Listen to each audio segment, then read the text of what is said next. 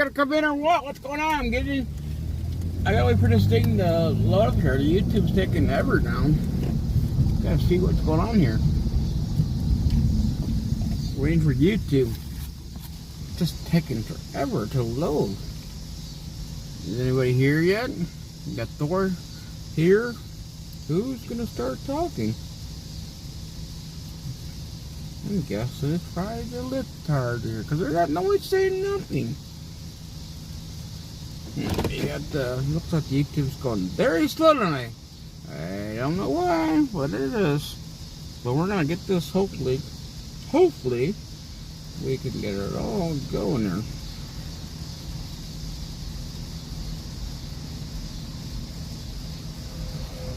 Okay, we got a lot to watch tonight. Question is, where do we start? I mean, there's so much things here. Well, they could watch it all, really. I don't care. So we got to get.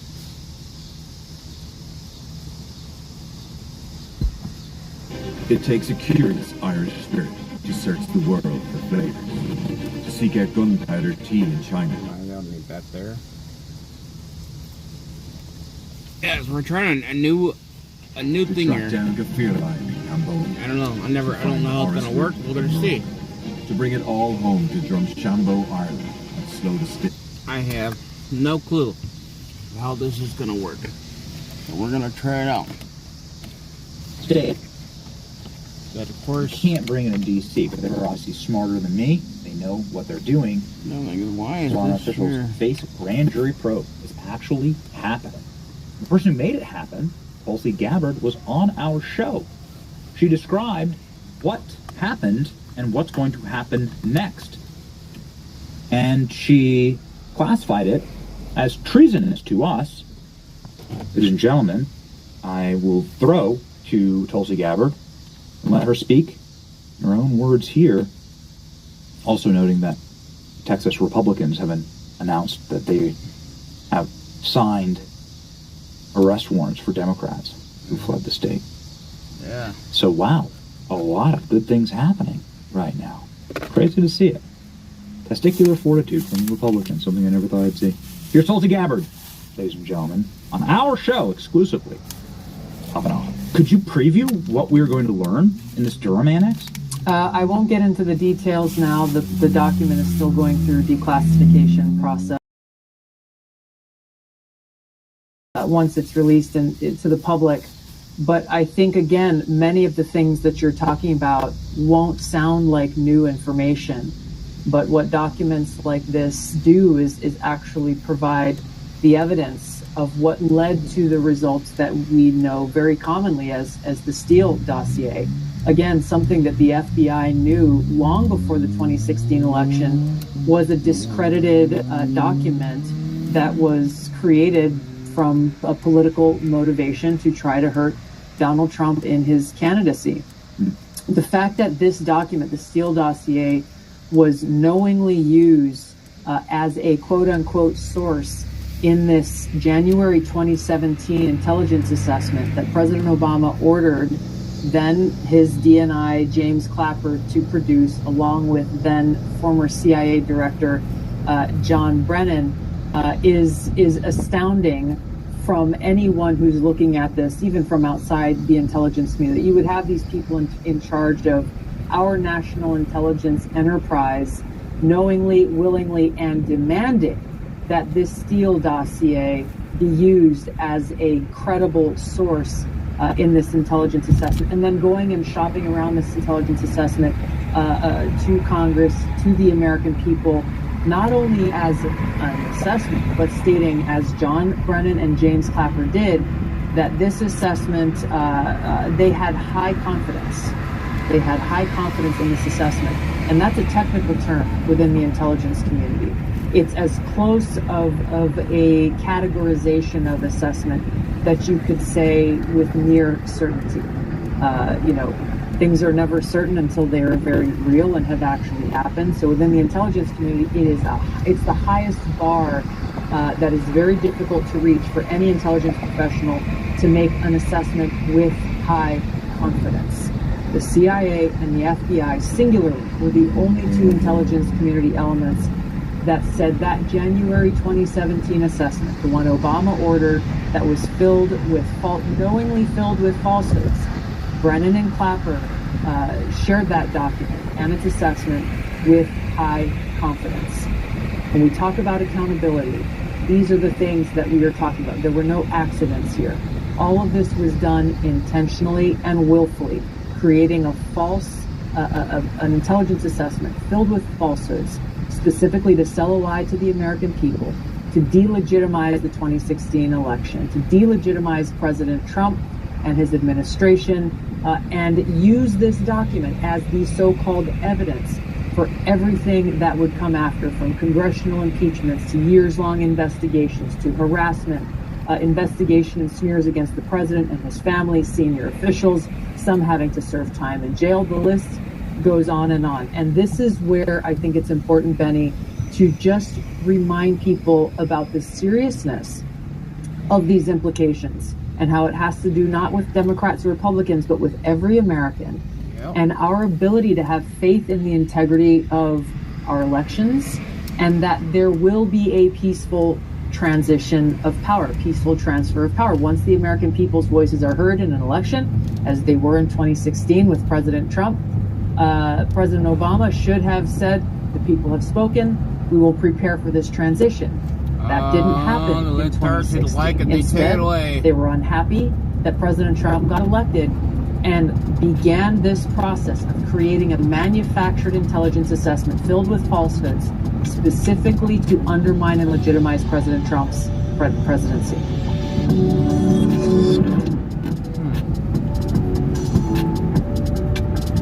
There's more leftards. Just hold on, okay?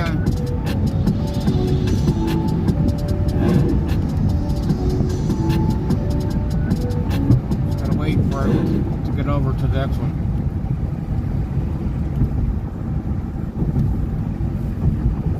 What happens inside your brain 30 minutes after eating eggs? What's growing inside your brain right now could be wiping out your memory. President Trump says he's in deep discussion with top economic advisors about sending out a rebate check to help seniors, people in the middle class, lower income families. He says this is what you're supposed to do as a government. Democrats in Texas have fled the state to avoid a vote that will lose them 5 seats in Congress. Governor Greg Abbott says, get back to Texas right now or you'll be arrested and replaced. RFK Jr. just made 2 of the biggest moves yet, and the American people can't even fully grasp how big they are because Big Pharma has been brainwashing us for years. It's incredible. If you could, give this video a like, hit that subscribe button, and let's jump right in while I'm on vacation bringing you guys the news. All right, President Trump is seriously weighing a rebate program for middle and lower income Americans funded by the billions of dollars in new revenue generated from his tariff policy. On the one hand, I think it's a way for him to brag and say, look, everyone thought the U.S. economy and the global economy were going to collapse. Instead, we're bringing in hundreds of billions of dollars in tariff money, and I want to help the American people. Now, he shared this from Air Force One, and he revealed that in just the month of July, his idea brought in $29.6 billion in new revenue. This is money that was not coming in. He emphasized using that money to reduce the national debt. He said, going forward, we have to lower the national debt. We owe it to ourselves, we owe it to the future of America, and we owe it to our children and grandchildren. He said, however, a lot of people have been negatively affected by the high inflation from the Biden era. He says that he wants to do something about that. And I believe him. I believe that he is going to get that done. Now, let me just show you here on the screen exactly what he is talking about. So you can see right here, look at this. So under Biden, Now, by the way, this money being brought in from 2021 to 2024, that was also Donald Trump because of the China tariff policy. However, can you see, boom, how much? This is exactly what he wants to do. And so he said that he and his top economic advisors, they are weighing how to updated on that because it's huge. He says, we're going to pay down debt. We have a lot of money coming in, much more money than the country has ever seen, by hundreds of billions of dollars. And there could be a distribution or a dividend to the people of our country. I would say for people in the middle income or lower income, we could do a dividend, but the one thing we're going to do is reduce the debt. He then added, we have hundreds of billions of dollars pouring into this country, something that we should have done years ago. Now, I love how President Trump is always thinking about ways to help America and the American people. President Biden would be like, folks, we found some extra money. We're going to give it to the great people of Ukraine. We're also going to help my friends who say that they can solve climate change. Speaking of changes, we're going to do sex changes for kids. But don't worry, folks. We're going to do it behind parents' backs so that they don't know. Also, we're bringing in even more illegal immigrants to take your jobs for cheap wages. What a huge difference between Biden and Donald Trump. And you know, I'm using satire and humor, but I'm also telling the truth. President Trump also pointed out one of the reasons was because he went after China like no one has ever gone after China. Speaking of going after people, absolutely felonies against Obama, Brennan, Comey, and Hillary Clinton that they could go after and that we should go after. Let me just show you exactly what he had to say on Fox News. The Russia collusion hoax against President Trump remains the single greatest hoax and the greatest assault on our democracy in the history of this country. There's no comparison, there's no parallel to anything else. It was a coup, and I'm using that term literally. It was a coup to overthrow a democratically elected government, a coup carried out by the intelligence apparatus of this country, by the deep state, by Hillary Clinton and the Democrat Party. The new information that has been revealed by the Director of National Intelligence and by the FBI eliminates any scintilla of doubt about the intention, the premeditation, the planning and orchestration of this conspiracy. It meets all of the criminal elements of a seditious conspiracy against the United States. It meets the criminal elements of an insurrection. It meets the criminal elements of a conspiracy against the government and the criminal elements of a conspiracy to deprive citizens of their civil rights under color of law. One egregious felony after another. And because it is a conspiracy, as demonstrated by the forethought of realizing fake from the beginning, meeting the mens rea standard in law. Because of that, because it is a conspiracy, every single individual actor is now part of Comey and Hillary and Schiff and everybody else who knowingly and willfully perpetrated this plot, this coup, this conspiracy, this scheme against President Trump and the government of the United States. And now is the time and the hour and the moment for accountability so that we can reclaim this democracy, Maria. All right. So he lays out crystal clear in just a couple of minutes all of the different felonies that they could get everybody on, and it all falls under the umbrella of conspiracy. So if you defraud the government, you go to jail for 5 years. If you conspire to defraud them, 20 years, right? So this is even bigger than most people realize. Like, these are major crimes against President Trump, but the bigger crimes are against America, against the country, sedition against the American people. So I'll continue to keep you updated because I do believe that they are going to go after these people And it's fascinating, everything that they're going to do. It's going to be huge, and I'm just here for it. I'm excited about it.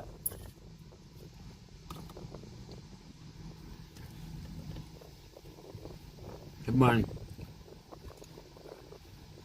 YouTube's acting up today. If your blood sugar spikes after every meal, this is both. Here for it. I'm excited about it. All right, now, Democrats. These guys continue to flop as an organization. I mean, it really confuses me when they say Republicans could lose the 2026. I'm like, how? But then I see how they behave and how they don't get Trump's stuff done. But if you want Trump to have a successful 2026 and 2027, then we have to keep these guys in office. But listen to how bad things are getting for the Democrats. I mean, it's almost embarrassing for me to watch. The Donald Trump administration is arguably the most influential this century, and probably as well dating back a good portion of the last century as well. Love it, like it, lump it. Trump is remaking the United States of America. Let's talk about tariffs first, right? There's all this talk that Donald Trump always chickens out when it comes to tariffs.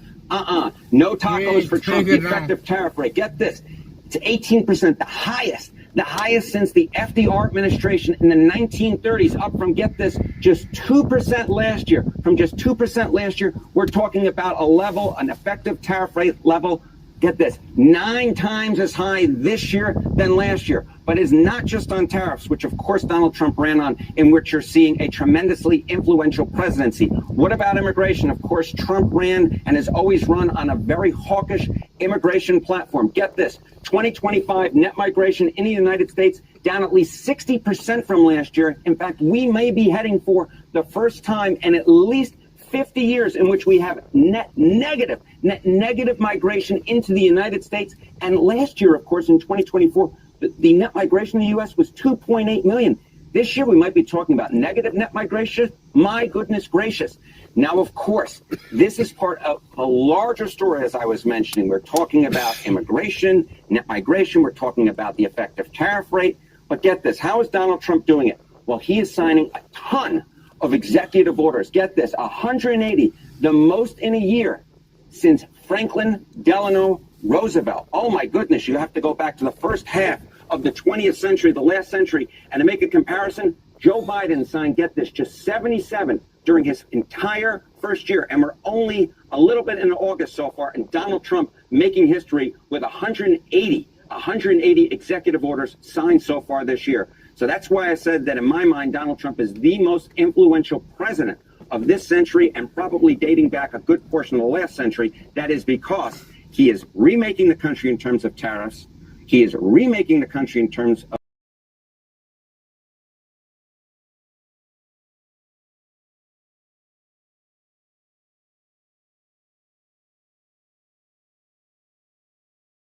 are so stupid. They think they're smart, but they're actually stupid. So I've been telling you how the GOP, migration, the way that things have changed, borders, all of that. When they do that, it to the Republicans.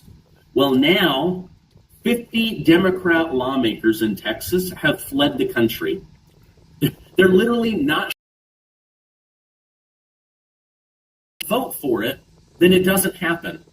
Are you kidding me? This is like when my child would cover their eyes and say, if you can't see me, then I can't see you. Well, we see you. New York, you've gone on vacation to Illinois, you've gone into hiding in Massachusetts, so that you don't have to do this. This was a strategy that they've done in the past. However, the governor and the attorney general, they're saying, listen, you are lawmakers, there are rules, you're breaking those, and we're going to sue you. We're going to go after each and every one of you, and if we have to, we will go to each of those individual Democrat sanctuary cities where you're seeking refuge, and we will arrest you and drag you back. Yep. But Governor Greg Abbott, he took it a step further. He said, if you don't return and do your job, then I will literally replace you as the governor. This truancy ends now. The derelict Democrat House members must return to Texas and be in attendance when the House reconvenes. If you don't do that, I will remove you. I will literally remove you from Congress because you are now breaking the law as a lawmaker. Now, let me know in the comments. This is so childish. But Texas, you are welcome to vote against it. That is your right. It is not your right to run away and to mess up the flow of government. Remember when they said, if you interrupt the flow of government, you go to jail? That was called January 6th. So you guys are a bunch of hypocrites and idiots. So hopefully they will go after them and this whole thing will be done. All right, speaking of going after people, the U.S. Office of Special Counsel is officially investigating Special Counsel Jack Smith for potential violation of the Hatch Act, which prohibits, confirmed by Fox News, is focused on whether Jack Smith unlawfully targeted President Donald Trump to influence the outcome of the 2024 American election. While the investigation is not criminal in nature, it carries serious implication for his future and his ability to practice law. Now, I believe that he absolutely conspired to make Donald Trump look bad. He met with people that he wasn't in order to get Trump. Now, Senator Tom Cotton formally requested the probe. President Trump's astounding victory doesn't excuse Jack Smith of responsibility for his unlawful election interference. He should be investigated, and that's what we're going to do. Garland led two high-profile investigations against Trump. One for the January 6th situation, and the second one for the 2020 election. So both were ultimately dismissed, but they are saying behind the scenes, we know what's been happening. Oh. All right, you guys, this is absolutely huge. Most of us are not going to fully understand the power of what RFK Jr. has done. But RFK Jr., HHS Secretary RFK Jr. has done two very huge things for MAHA, Make America Healthy Again. Number one, he suspended a Biden-era program that financially rewarded hospitals for force vaccinating their staff. So they had to report every single person's vaccination status, and then if they hit a certain percentage, they got huge bonuses as a hospital. So the whole thing was about shaming and forcing vaccination on people in order to get bonus money for hospital administrators. That is so wrong. People should be able to choose. Now, the other thing is, RFK Jr. has made it illegal for vaccine companies to use mercury-based thimerosal in their vaccines. You see this house in Florida? Well, let me show you how I invested into it with just a few $100s. I did it using something called... Now, why is that a big deal? They use it, they put the virus into your arm with aluminum or mercury or thimerosal, and it's called an adjutant. It agitates and alerts against that something, right? But what they're finding is it's ending up in people's brains. It's making people mentally retarded. It's giving people high spikes in fever and chronic illness. Suddenly people are getting autoimmune disorders. It's been going on for a long time. But because Big Pharma has been so good at brainwashing us, making vaccine the new religion. Ooh, if you're not vaccinated, we're all going to die. We have to have herd immunity or we're all going to die. Well, that is not true. And more science is coming out. And so now you have top scientists consulting with and alerting RFK Jr. that, wait a minute, we need to handle this. Otherwise, people are going to get very sick. We believe it's the reason there's so much chronic illness and autoimmune disorders in the United States. So everything I just shared with you, you can Google. It's all proven. Big Pharma colludes with Google and others to try to cover it up, but it's all absolutely true. All right, let me show you today's sponsor on how you could also improve your health. As we age, the signs start showing. More aches and pains, thinning hair, wrinkles, and brittle nails. It's frustrating.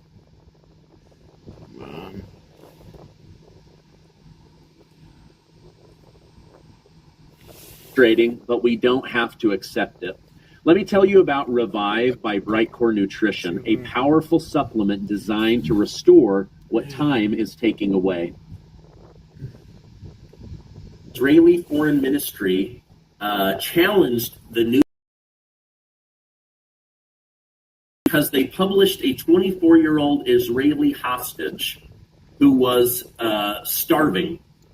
So after they ran what Israeli officials call misleading images of starving Palestinian children, Hamas then took those articles and videos and started pumping them out. They were using a PR firm to put out starving Palestinians. However, the New York Times later confirmed that they were actually using old photos, not of people starving, but with rare medical conditions, right? So imagine you put out a hospital picture with a starving child.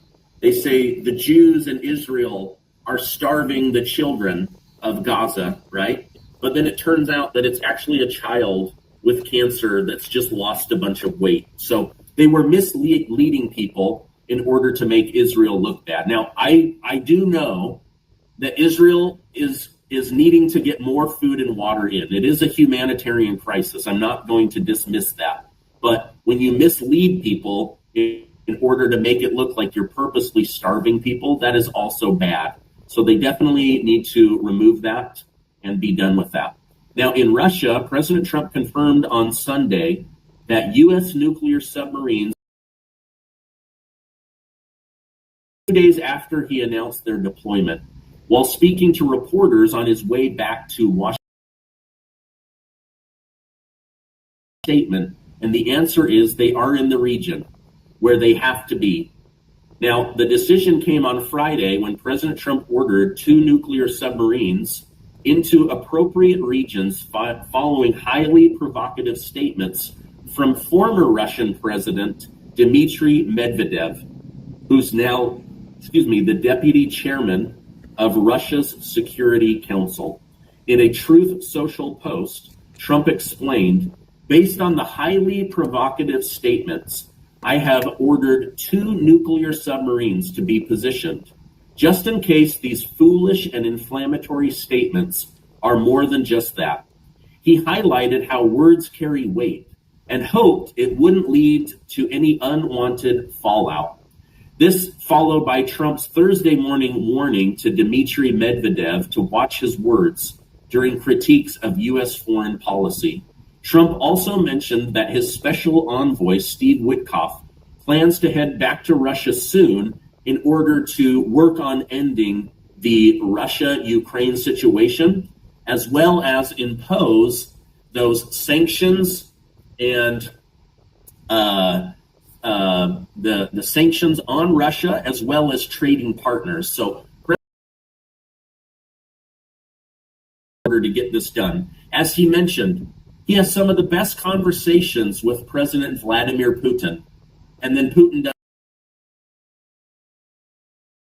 conversations with Ukraine, and then NATO and Zelensky, they go attack Russia. So President Trump is getting very frustrated. He doesn't want to give more money. He's willing to give weapons, but only if you guys are willing to pay full price, because America needs to rebuild our own military stockpile. And so he is trying to end this war. He's ended 6 other wars. I do believe he will bring this one to an end, but it has turned out to be more difficult than even he understood, because I think Russia wants to be attacking Ukraine at this point, and Ukraine wants Russia to be attacking Ukraine. It's bringing in a lot of money and a lot of power, and I'm sure that there's a lot of ego involved, where they're saying, we don't want to back down, we don't want to look like we are losing. But the truth is, over 1 million people have died. and over 10 million Ukrainians have fled for their life.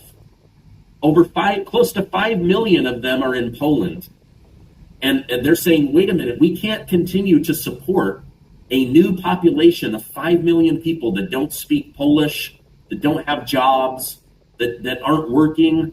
Like, we need this war to come to an end, culture and their civilization. Otherwise, Ukraine will truly be lost, even as it has now lost the war. So, I don't know. Let me know in the comments. I'm grateful that Trump is not just willy-nilly sending them more money. In fact, he wants to send it to the American people.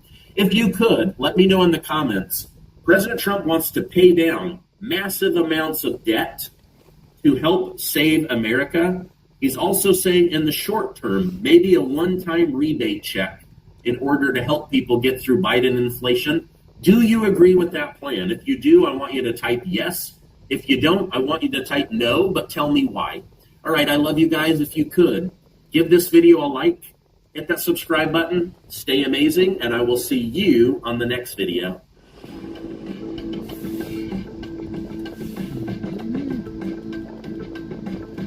Get away, guys. Mike Johnson, the 56th Speaker of the House of Representatives in America. We're here with a delegation of members of the House. We're so grateful to be in Israel, particularly on this day, recognizing the destruction of the two temples and 2 times in history. But it is such a moving time for us to be here at the Wailing Wall. We've offered our prayers, we put our notes into the wall as is traditional, and we're so moved by the hospitality of the people and the great love of Israel. Our prayer that we pray for the preservation and the peace of Jerusalem. That's what Scripture have. God bless you.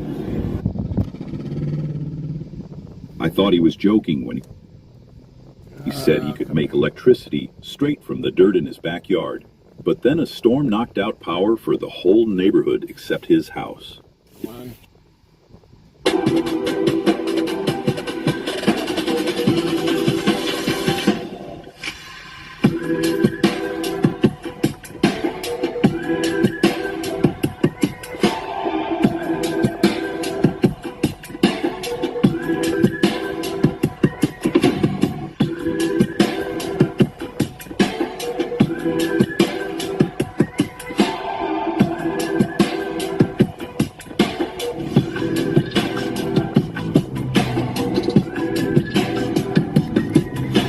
Why are you never gonna leave, man?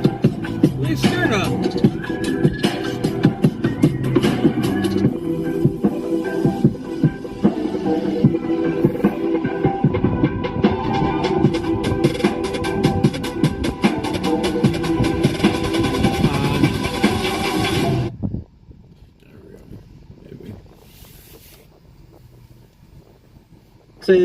We extort you for all these taxes. You pay 40-50% of your paycheck to city services. No ambulance for you, lady, who just got clocked by a guy half your age, a thug, a criminal, a felon, roaming the streets, looking to attack more, a vicious animal.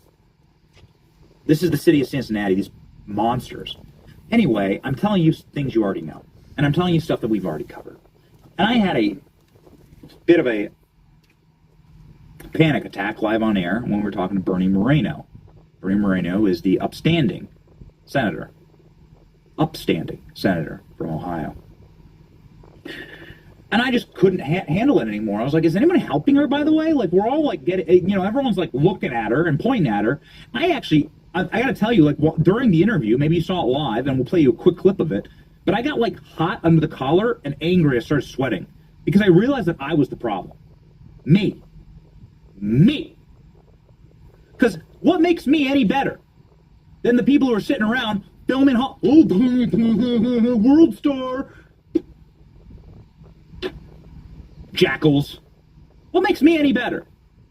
You know, I'm sitting there looking at a photo of Holly on the ground. Here we go. Here's like the photo of Holly on the ground. I'm sitting there playing this for you. I'm showing you this, but what am I doing exactly? Am I any better? Then the jackals surrounding Holly who refused to call an ambulance, and the ambulance who refused to come, Holly took an Uber to the hospital. Do you know this? Bleeding out in the back of an Uber. The state of Democrat-run American cities. Stay the hell out of those cities, man. The point is that I snapped on air, and I just started banging my fist, and I said, Senator, is anyone doing anything to help her? I realized I was the problem. I'm not doing anything. We got a platform. Why aren't we helping? I yelled at the senator. I said, is anyone helping? Here we go. Do a GoFundMe for her. She has to have medical bills. It has to be pretty expensive. Could we help pay down her mortgage or, maybe her car payment? Could we do something like that? Let me talk to her, Benny. I think let me talk to her. See what she really wants. Okay. Again, let's do an official GoFundMe. Yeah. Who cares? Maybe she donates the money, right, to to her local church. But whatever. Let's show that she has support. I will talk to her about it the minute I get off with you, and let her know that you're going to do that. I know she'd really appreciate it. Want to do something for Holly? Please, let's get a Give Send Go going for Holly today. That is authorized by her and that is approved, and she can donate the money to her church if she wants to. For all I care. But everybody's got a mortgage, everybody's got a car payment, and I know that she must have some pretty extreme medical bills right now. So I'd love to get that going, Senator. I'm on it. I'm literally going to get on the phone with her right now. That is an upstanding man of his word, because the senator texted me not long after that and said, I want to put you in touch with Holly. I got on the phone and I talked with Holly. You want to make sure these are real people?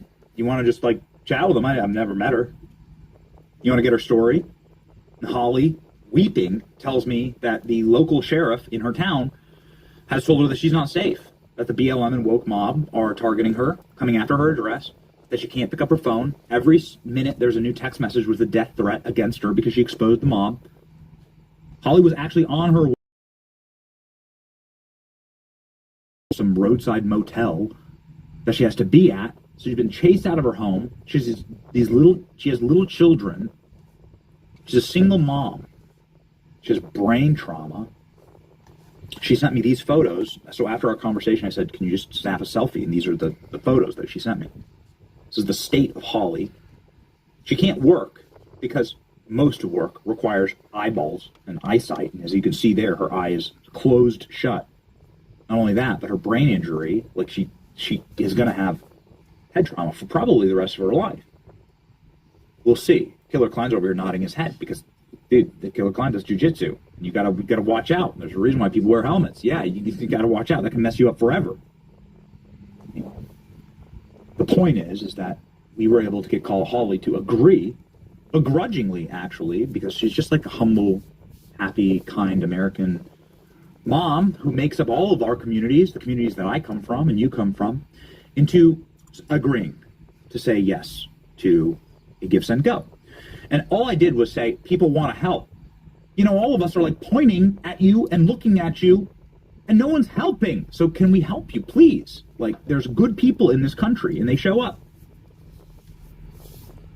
I started Tai Chi at 50. Now I'm 68, and doctors ask me for advice.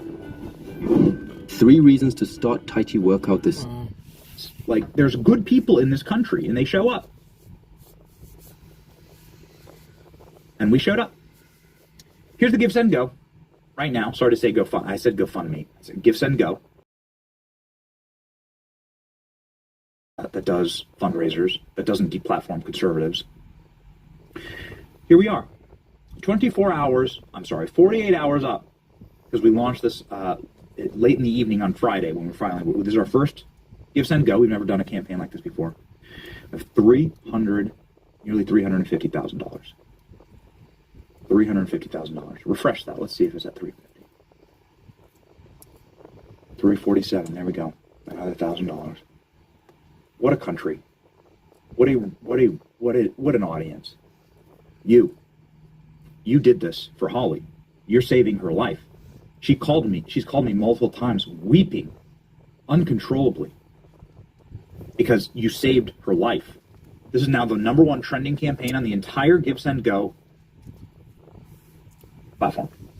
It's the #1 trending campaign. We blew through our Goal? I'm not going to change the goal. But, like, we blew through our goal in, like, what, an hour? ALX? Like an hour?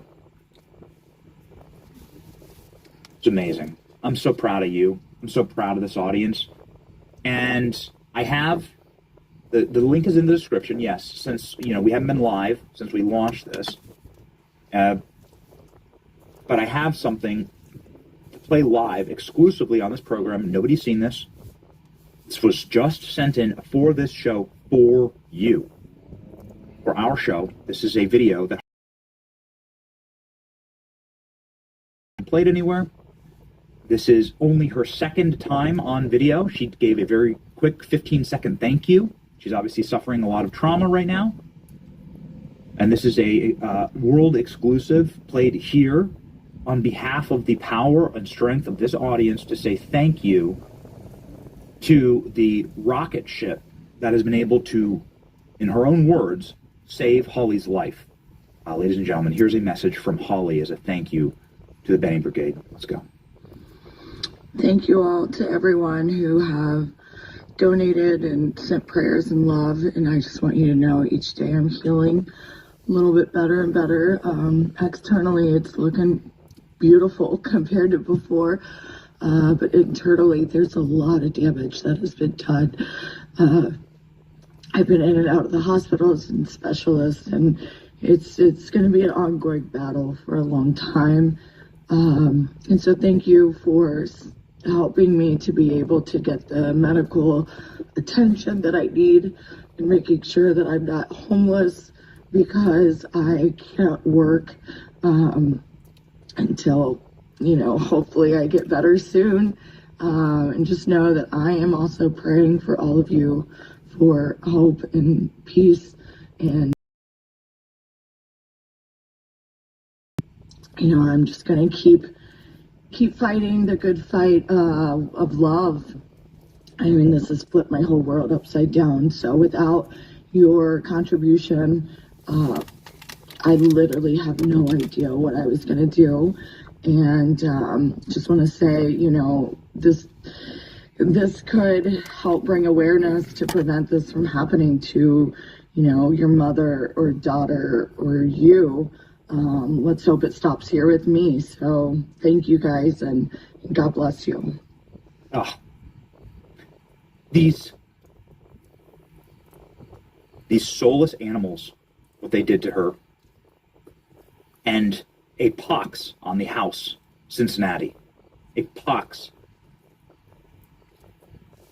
on the mayor who refuses to call Holly, the woke left-wing mayor, progressive mayor, Democrat mayor, who refuses to even get in touch with Holly. The city council members who says that Holly deserved that. Yeah. And then the woke pastor that the mayor decided to trot out saying that it's Holly who deserved to get a mugshot. Do you know that that's a matter of fact? That happened this weekend. I don't even want to play it because it's so despicable. Do you hear what Holly said there? Do you have a daughter? I do. Do you have a mother? Yes, you do. Guaranteed you have a mother. Do you want to be a mother someday? Are you a grandmother? No matter where you are in the audience, we have viewers young and old. No matter where you are in the audience, Holly is saying, I will take the hit for you. I will use these funds. She's going to use these funds to fight back against the city, to fight back against the corruption that allowed for the crime-ridden hellscape of Cincinnati to exist. So you use these funds, obviously, to assist in her recovery. And she can't work. She said, I'd be homeless if it weren't for you. So thank you. That is a world exclusive. That video has not been played or posted anywhere else other than this show. You were the first to see it. Because, well, you showed up for Holly. And I just want to say, I can love you guys, and this is how we actually change the country. We prove to people what America actually is, who we are. We're not going to allow some zero trust mongoloids to go around and to run our cities like it's the third world, like it's Port-au-Prince, like the entire country is just run now by roving gangs that can just commit crimes without any punishment? No.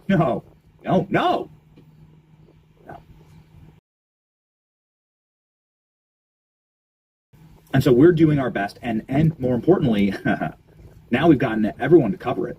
So this audience, we have now taken and forced, with our own two hands, the necks of the corporate press to cover this. Daily Mail, here's a Daily Mail article. Yeah, the Fox News article, New York Post, Post-Millennial. We've been able to make international news.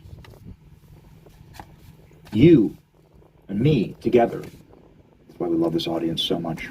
We just deeply, deeply, deeply want to say thank you for this. Here's Fox News covering it. This is Holly's video, and this is the fundraiser. So it's worth taking a moment to simply say, this show isn't just like some guy screaming into the microphone. We are going to, I'm telling you, it is on my heart. We are going to take this audience and do work for good. We are going to see things that are wrong in the country, and we're going to get together with some of our billionaire buddies, like Bernie Sanders. You got a billionaire buddies. Well, we do know Vivek, and he donated. Vivek gave $5,000 to this.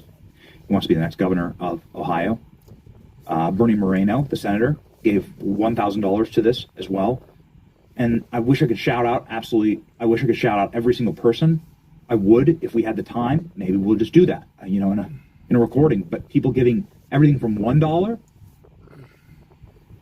to $10,000 from Barry. Barry giving $10,000 donation, saying, "Hang in there, Holly. I hope this helps in your recovery physically, mentally, emotionally, and spiritually. I also support you in your decision to use it as you see fit, to support financially and to stand up for yourself legally." It'll just...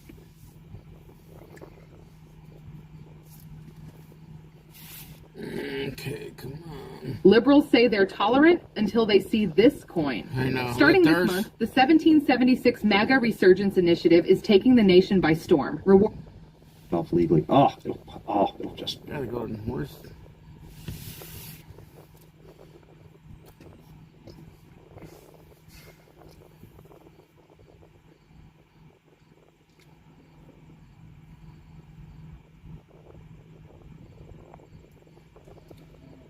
All right, come on.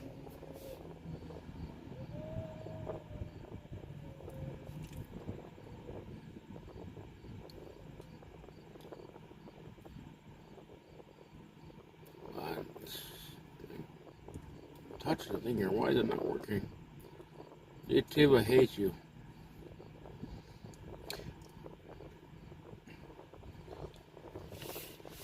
Why is it not working? Come on. Don't take much.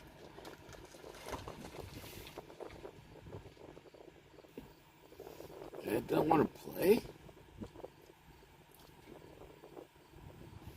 Unfairly, but now that playing field evened out, rightly so. Great to see that there by President Trump and the team when it comes to international trade. As it's 10:13 this morning, monitoring any live breaking news or any developing news as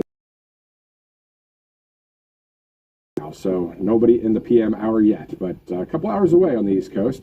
Hope you had a great weekend. Thanks again for streaming in with us as we cover the 24/7 news cycle right now. We'll bring on some guests here in just a bit to talk about all sorts of stories, everything from the Department of National Intelligence and Russia hoax and possible charges or indictments maybe, all the way to Sydney Sweeney, the ad. So we have a number of guests coming up that will chime in about those topics and other topics as we, again, continue to stay on the right side of history. This is not going to be any mainstream talking points over here. This is not going to be any of the false narratives that we've heard in our faces and seen in our faces over the decades. This is really based information all about simple stuff. And if you guys doubt that at all, please just watch the broadcast, because if you've seen us in context, for myself, I mean, I say things like, hey, common sense, we love God, family, and country. I mean, that's really what we keep reporting about. And if things in government or if things happen that are not based in truth or in God or in family or in country or in the Constitution, we should say something in the media about it, right? So that's why we're here. We're here to always stay on the side of truth. And everybody has had their journeys, ups and downs and upside downs. But the point is to always be able to be a voice, to have that freedom of expression, that freedom to be able to speak our minds, and information that we talk about here on this network. If I was an anchor down in, Sao Paulo in Brazil right now, and I'm speaking like this, you think that Lula is going to like that? No. But that's why Brazil, en masse, in a lot of towns across, I have a source that's connected there. Come on, YouTube. Seriously. Just 30 seconds in the shower can change everything. A simple little secret, small enough to fit in the palm of your hand. Across, I have a source that's connected there. They are having these huge protests. There were some people in New York City just yesterday having a protest. It's all about freedom. And they were also thanking President Trump for what he and the White House recently did, adding a 40% additional tariff on the country, because Lula thinks he's like a dictator type. He thinks he can try and do things when it comes to on the wrong side of history. Now, if you are a strong leader, that doesn't mean you're a dictator. It just means you're strong. And if you're doing it for the right reasons and on the right side of history, that sounds like President Trump to me, somebody that is a strong leader. And we're looking forward to seeing the wins. We're looking forward to seeing anybody held accountable that broke the law, so we don't have to deal with anybody trying to control our country ever again. So I think right there what I just said, I think those of you that voted for President Trump out there on the right side of history, I would say you agree with that. I've seen some of the messaging that you've sent to me on Truth Social and other places. So, we're on the same team here. And what we hope is that more people on the left would maybe wake up and say, hey, you know what, let's go to the right here. Let's get this. It really isn't about, how we talk about, it's not right versus left. It's not Republican versus Democrat. It's actually truth versus lies, or good versus evil. So you got to choose what side you want to be on. I know most of you that are watching, you're on the right side of history. So just going to tell it like it is, because that's what I think that you want. That's what I would want. If I were to tune into conservative media or tune into true conservative media, kind of like Rush Limbaugh, he always told it like it was. President Trump tells it like it is, right? Carolyn Levitt tells it like it is. Stephen Miller, same type of thing. And there's many people in conservative media, whether they have a podcast and they have huge followings and all that. Great. No shade on that. Why? Because they're speaking truth into darkness. I'm a big fan of that stuff. So I'm glad you guys are picking us today, and I hope you pick us for a lot longer in the future, as conservative media is going to continue to grow and be a voice for the people, as that's what we should be doing anyway when it comes to journalism, right? Honorable reporting, but also honest reporting, fair reporting. If there's something that is true that a Democrat says, I would say, hey, good job. You said something that was true. Well, the problem is they and the mainstream media, which is 95% of media, they just don't ever really go there. They don't really say truthful stuff. They don't. It's not my fault. I'm just telling it like it is. Anyway, so let's go to the fact that the U.S. Coast Guard. I love the U.S. Coast Guard. I love, obviously, all the military. Patriot. I'm a citizen of this country. I want the Coast Guard to not only, if I was out on a boat in the middle of a lake somewhere or some waterway and I needed rescued, man, I'll tell you, if I saw that orange helicopter, I'd be like, let's go. Or if there's a flooding situation like it was in Texas, I know a lot of people lost their lives. It was such a quick moving thing, but the U.S. Coast Guard came in and stepped in and got the job done very quickly. Same thing with the Army and the Marines down at the southern border and just everything about our country. I mean, I can list off all the branches and all that, but just as a citizen, I'm like, these guys rock. These guys are awesome. So why don't we take a look at a video just to honor the United States Coast Guard. They are 235 years young. And I think we have two videos. We have one that shows a rescue, and then the other one is how they're also taking part in that southern border mission where they're actually helping with the other branches of the military to stop the illegal immigration coming through, right, out on the waterways, and also stopping narcotics from passing through and getting to our shores. So let's start out with that rescue video. Again, the U.S. Coast Guard, 235 years ago, today. Thank God for the U.S. Coast Guard. Here's a video of a rescue pretty recently. And the swimmer's ready. All right, and begin hoist. Roger. Beginning hoist. Here, swimmer is halfway down. Port right 40. Port right 40. Port right 30. Swimmer is 10 feet off the water. He's on ground. Swimmer's away. Swimmer's okay. Easy back. Easy back left. Back and left. Should be a direct deployment of the basket to Luke Schuler. Hold on, he's calling real quick. Swimmer 6-1. Go ahead, Tail 2-1. You can just do a regular basket with no trail line. Basket, no trail line, copy. This time I'll take it a little bit slower, so that way we can kind of control that swing. Any questions or comments? Do you want to do a trail line? He said no trail line, right? He said basket, no trail line. Okay, sounds good. And break the plate a little bit more. Easy forward and right. Easy.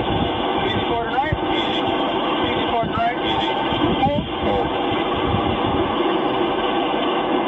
Is on deck, hold position here. Eyes ready for pickup. Easy right. Easy right. Easy right. Easy right. Easy right. Hold. Easy right. Hold. Ready, take a load, take a load. Driver's coming up. You are clear back and left. Right here.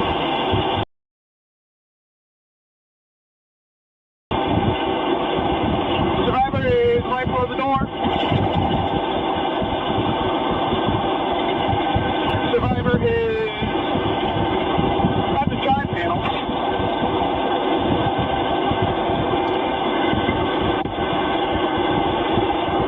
See Luke, you're 2? I got it. Roger. Good altitude. Bringing him in. Roger.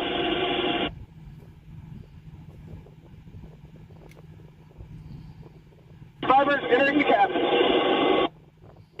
Easy forward right. Easy. Hold. Swimmer has the hook. Swimmer is connected. I'm ready to pick up. Easy back. Easy back. Hold. Ready to take the load. Take the load.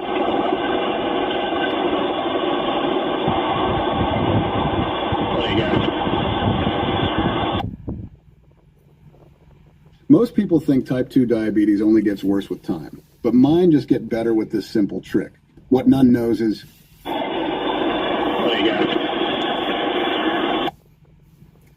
Good stuff there. And if you're just joining us right now, you're like, why is the U.S. Coast Guard rescue being played? Well, right before that video, I was talking about how the U.S. Coast Guard is now 235 years young today. So a shout out to the U.S. Coast Guard. Also, one more video when it comes to not only rescues of precious life, right?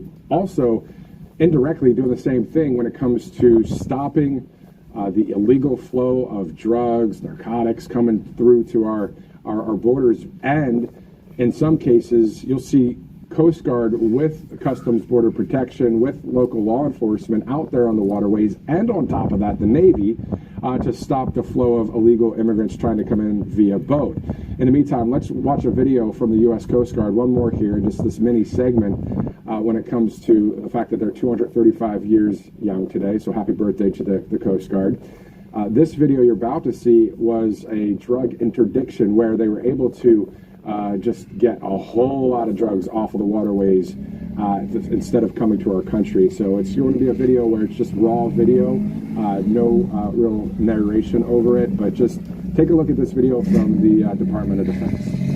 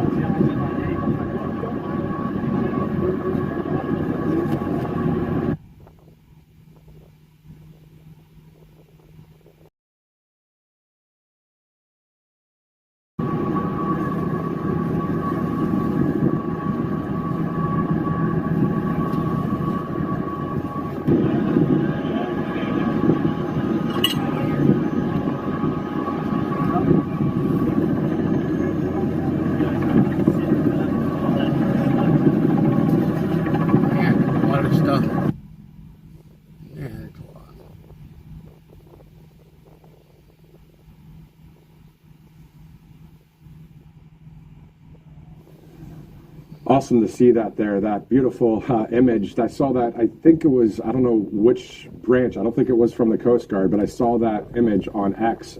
Great job, guys. Thanks for pulling that up there.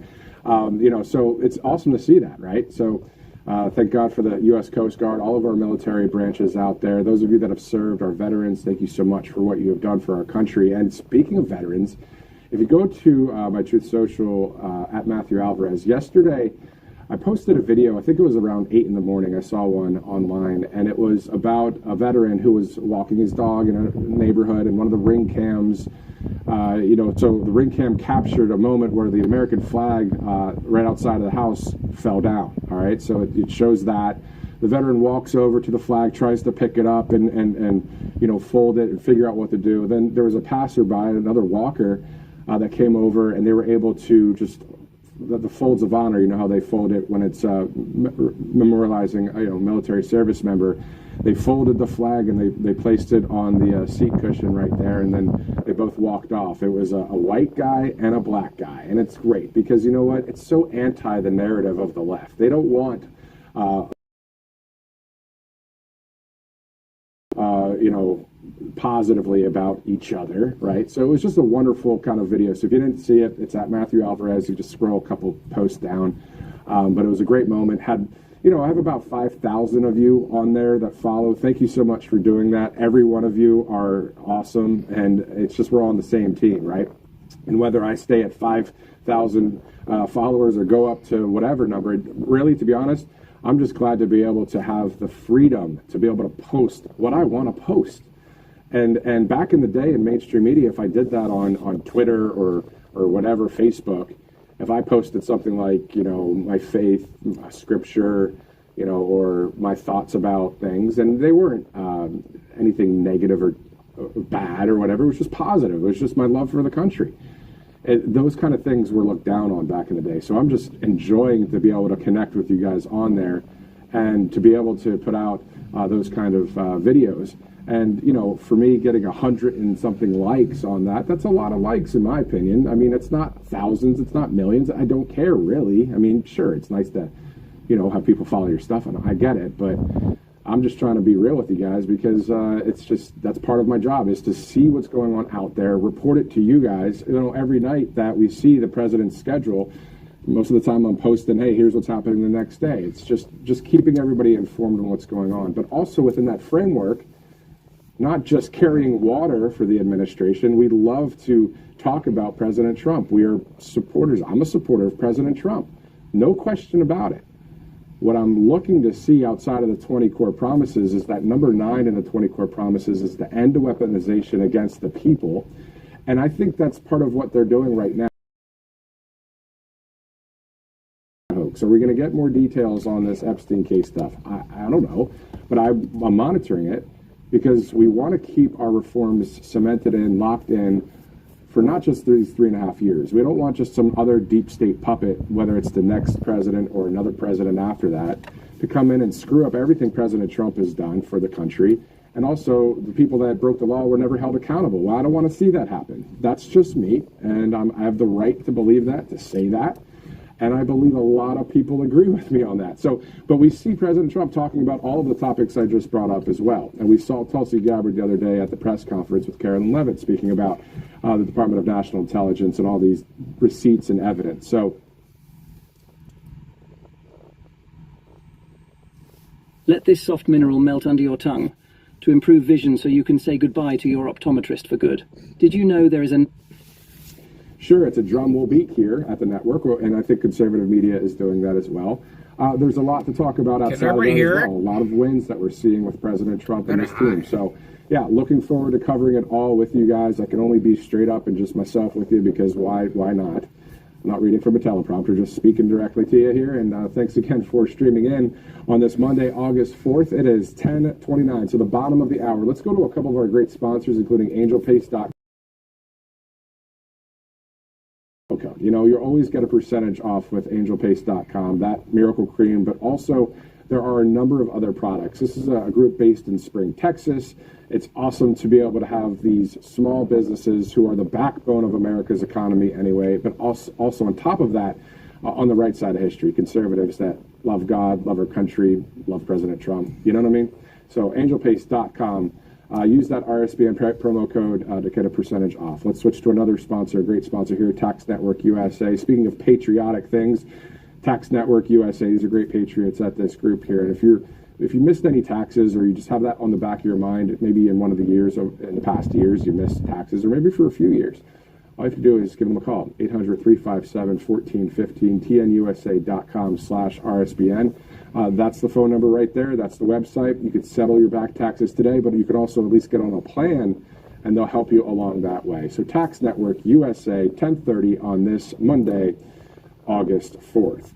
All right, so we're going to go to T.S. Dixon now, conservative analyst and author. Thanks so much for joining us right now, T.S. I know you've been on the broadcast a lot. What are your thoughts about just everything that's going on out there? There's so many different topics. So, I mean, your thoughts just about the country and your assessment right now, sir.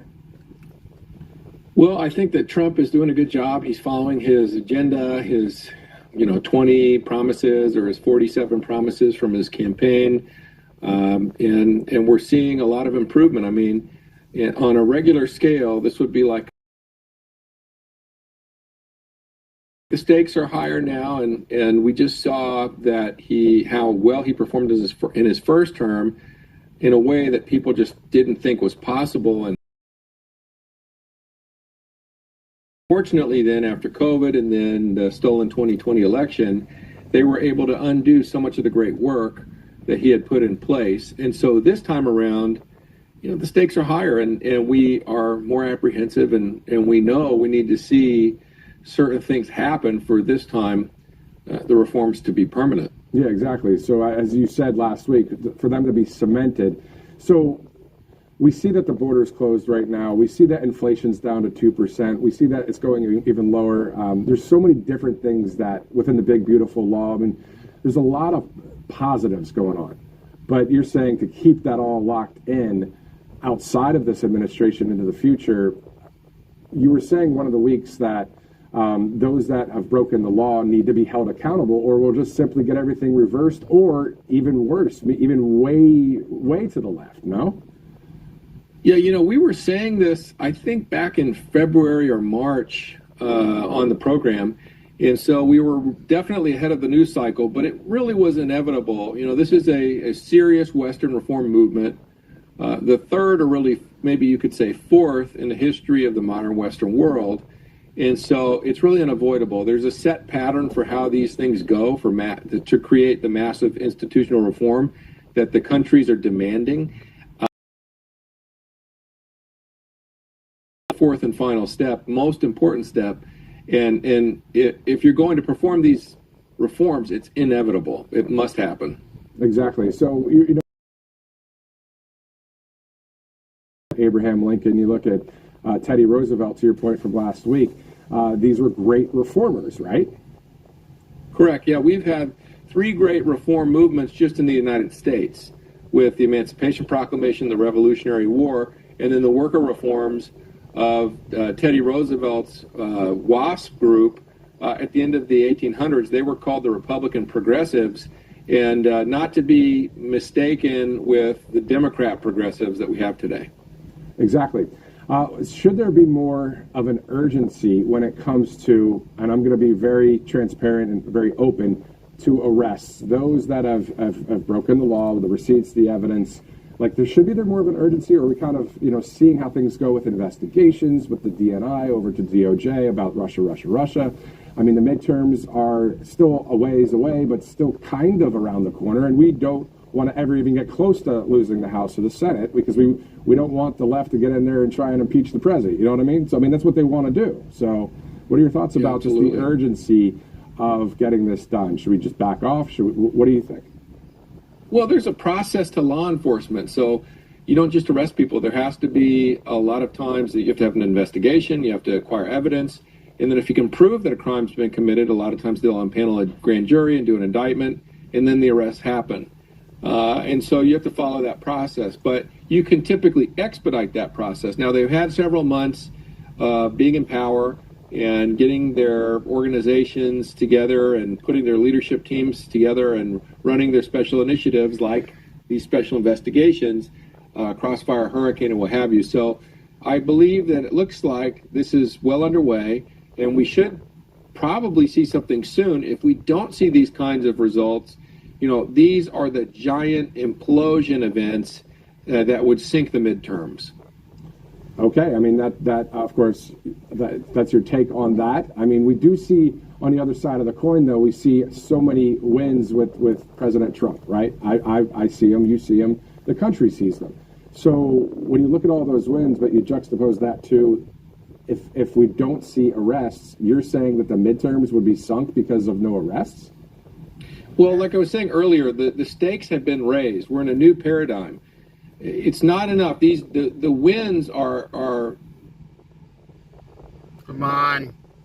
If you or a loved one were sexually abused at these Illinois youth facilities or treatment centers, you may qualify for sort of bare minimum requirements, so to speak, right? We saw those in the first term. We're seeing them again, even in a greater scale in the second term. But the public has realized that if all we get are years, and then as soon as the left gets back into power, we're in for another assault on our wallets, So it's not enough to have just 4 good years. We want to have good decades. We want to have a good future for our kids. And the only way that we achieve that is through a reform movement, through a reform president that's going to reform the federal government and ensure that the Constitution has a continuation, an era of prosperity, freedom, and justice going forward, and an even better America than the one we've had in the past. And so these great reformers, these 4 Mount Rushmore presidents, there's a reason they're on Mount Rushmore. The country, and therefore the world, was not the same after they were in office. After their 4 or 8 years in office, the whole world was changed. They were a point in history because that's how powerful their reforms were. And let me just say that the reforms were easy. None of these men had easy goes of it. They risked their life. They were nearly killed, most of them. Some were killed, like Lincoln, but they would give anything to do the right thing and to uphold and ensure freedom, justice, the Constitution going forward. And so that's what we need to have here. And yeah, it's a dangerous game. It's high stakes, but that's the opportunity. And I think Trump is up to it, and his team is up to it. He's performing better than he did in the last term. As a president, I'd give him an A or an A plus. I'd say if a president does 70% of what your agenda wish list is, they get an A. He's probably in the 90 percentile. I'd give him an A plus. But as a great reformer, as a Mount Rushmore president, it's yet to be determined. It's TBD right now, because in this hour, this is what America and the West needs. These are great stakes. We're moving into a technological revolution unlike any that we've seen before, with AI, advanced robotics, biometrics, control grids, central banking, digital currencies, implant technologies, micro robots that are in your bloodstream. I mean, unbelievable space technology. We are in the midst of a whole new world. A whole new world is being born right now, and we're in the birth pangs of it. And so if we move into that world where the globalists, the leftists, the liberals, and the woke are in control of all of these systems, we understand deep down at a visceral level, we'll be in big trouble. We need to have the free world in control of these technologies moving forward so they can bring peace, prosperity, justice in the next era for the human race. That's really what we're looking for. That's what the battle is right now. Well, and obviously you're against personally the implant thing, if we want to go into a faith discussion quickly, because it sounds like what you're talking about is mark of the beast stuff and Jesus returning. You know what I mean? But I hear what you're saying, that the AI, robotics, technocratic type of thing is happening. Just your comments to that, and then I want to get back to something. Is for good or evil. Right? I mean, nuclear technology can be used to create unbelievable cheap energy, or it can be used to destroy cities. It's the people that are using the technology that's evil. I mean, implants can be a wonderful thing for brain diseases, paraplegics, things of that nature, the blind, the deaf, they can be incredible technologies, or they can be used for evil to track and surveil your population and control them, or control their minds. And so it just depends on who's in charge and who's controlling these systems. And the globalists, they write books about this, the Fourth Industrial Revolution, the Great Reset. They have been planning this for decades and just waiting for the R&D labs and the tech industries to evolve these technologies into the point where they can be weaponized for control.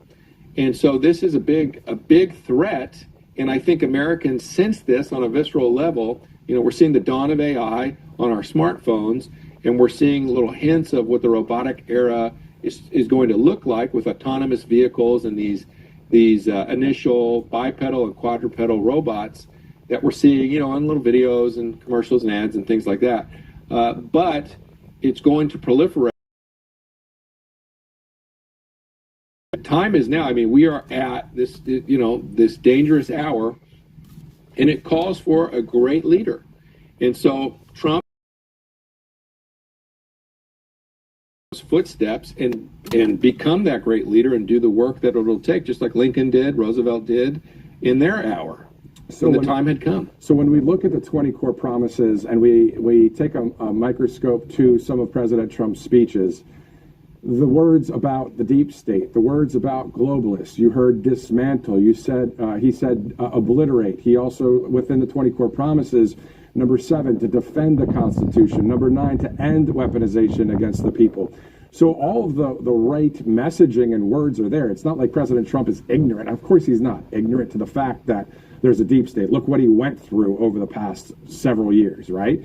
And what we, the people, have gone through. So are you saying right now it's like, okay, we have all of the context needed, and now what would be next would be, you were mentioning something about prosecutorial power, and I read something deeper within some laws there, and a law firm was saying that President Trump's attorneys are saying, yes, the president has prosecutorial power when it comes to criminal investigations. So are you saying that obviously he can't charge somebody with something, can he? He has to go through the DOJ and all that, no? How does that work? Well, he also doesn't go over to the Middle East and drop the bombs. He doesn't fly over in the plane and press the button and drop the bomb, does he? It's just like he is the head or leader of the Department of Justice, the FBI, and what have you. Ultimately, they report up to the White House, the executive branch. And so is to be the primary, the head official, head law enforcement official, both the top cop and, in essence, symbolically, the top prosecutor. Jefferson called the president the chief magistrate, which was an old English term for the CEO of the country. But yes, he is in charge of all the prosecutors, therefore he's the chief prosecutor. Though he wouldn't actually go out and prosecute anyone himself, his underlings would. Right, and so I remember him saying one time something like, not being a chief cop, but he's the chief law enforcement officer. True, that's true. Okay, so let's switch gears now. If you're just joining us, we're monitoring a lot of different stories out there, the 24/7 news cycle, even on this Monday, August 4th, at high speed, just like any day, because of what you're saying, T.S. I agree with you that there is, an urgency to get things taken care of when it comes to those that have broken the law. But let's shift over to a bit more of the globalist structure and central banking, the cartel there, and how that plays into the interest rate battle between President Trump and the Fed chair. Yeah, we're at like a confluence of history. It's incredible. The last time that a president went to battle with an American central bank was Andrew Jackson in the mid-1800s, and he actually liberated America from the third central bank in our history. We're on our fourth. You're over 50. You don't need a gym. You need Tai Chi. 3 reasons to forget about the... Which then immediately we had a civil war right after with Abraham Lincoln. And Lincoln was able to issue what they call greenbacks, which were federal government notes, not Federal Reserve notes, which is what we have today. And he issued these and was able to finance the Civil War using that. where he was issuing currency. In 1913, under Woodrow Wilson, they snuck in a bill on Christmas Eve in the Senate, while most of the Senate were on vacation, to give us the fourth central bank of the United States, called the Federal Reserve. And what that did was institute a debt-based money system where no longer can the federal government issue banknotes like Lincoln had to, fund the war, but we would have to then sell treasuries to the bank or at the bond market. The bonds are just government debt, in order to get the cash from those sales and then fund the government that way. That's called a debt-based money system. What Andrew Jackson instituted and what Lincoln used was called a cash-based money system. And so we switched polarities. We've been on the debt-based system since 1913, and immediately they had to create the income tax to pay for the interest now that the federal government would owe. And this was the beginning of what is now the $37 trillion between the times of Andrew Jackson's end of his administration until Woodrow Wilson. There was no such thing as a national debt because the government could issue. The solution from there then? So now it's interesting because you have Trump, who's really always seen himself as an Andrew Jackson style president, like a gunslinger, a wild man. And so, but the main thing that he did was he went head to head and locked horns with the Fed, the federal bank, the central bank at that time. And so you see now he's locking horns with Jerome Powell again over these interest rates. Now, interest rates predominantly affects the real estate market and the housing market, which is one of the primary engines of the economy that can drive economic activity and wealth creation. And so when the market is used to a 0 to no percent interest rate, and we were in that for over a decade. And so that's why people, even at this 4, 5, 6% prime rate, they're not buying houses, right? It's slowed down. And so Trump is trying to crank that housing engine back on to help with his economic recovery, and they won't budge. They don't want to help Trump at all. And their argument is typically the inflation rate, right? Because the rationale is that they're trying to control the inflation rate. So if inflation goes up, they're going to raise interest rates, and if inflation goes down, they'll lower them again. And so Trump is saying, well, the inflation's back down. Why aren't you lowering them? Europe's lowered theirs. The other banks have lowered theirs. Why isn't America's bank lowering ours? And they're saying, well, we're just not going to. We met again, we're not going to. Really, what he's scratching there is the tip of the iceberg. The central bank is the Supreme Court just ruled on this. They call them a quasi-private agency of the government.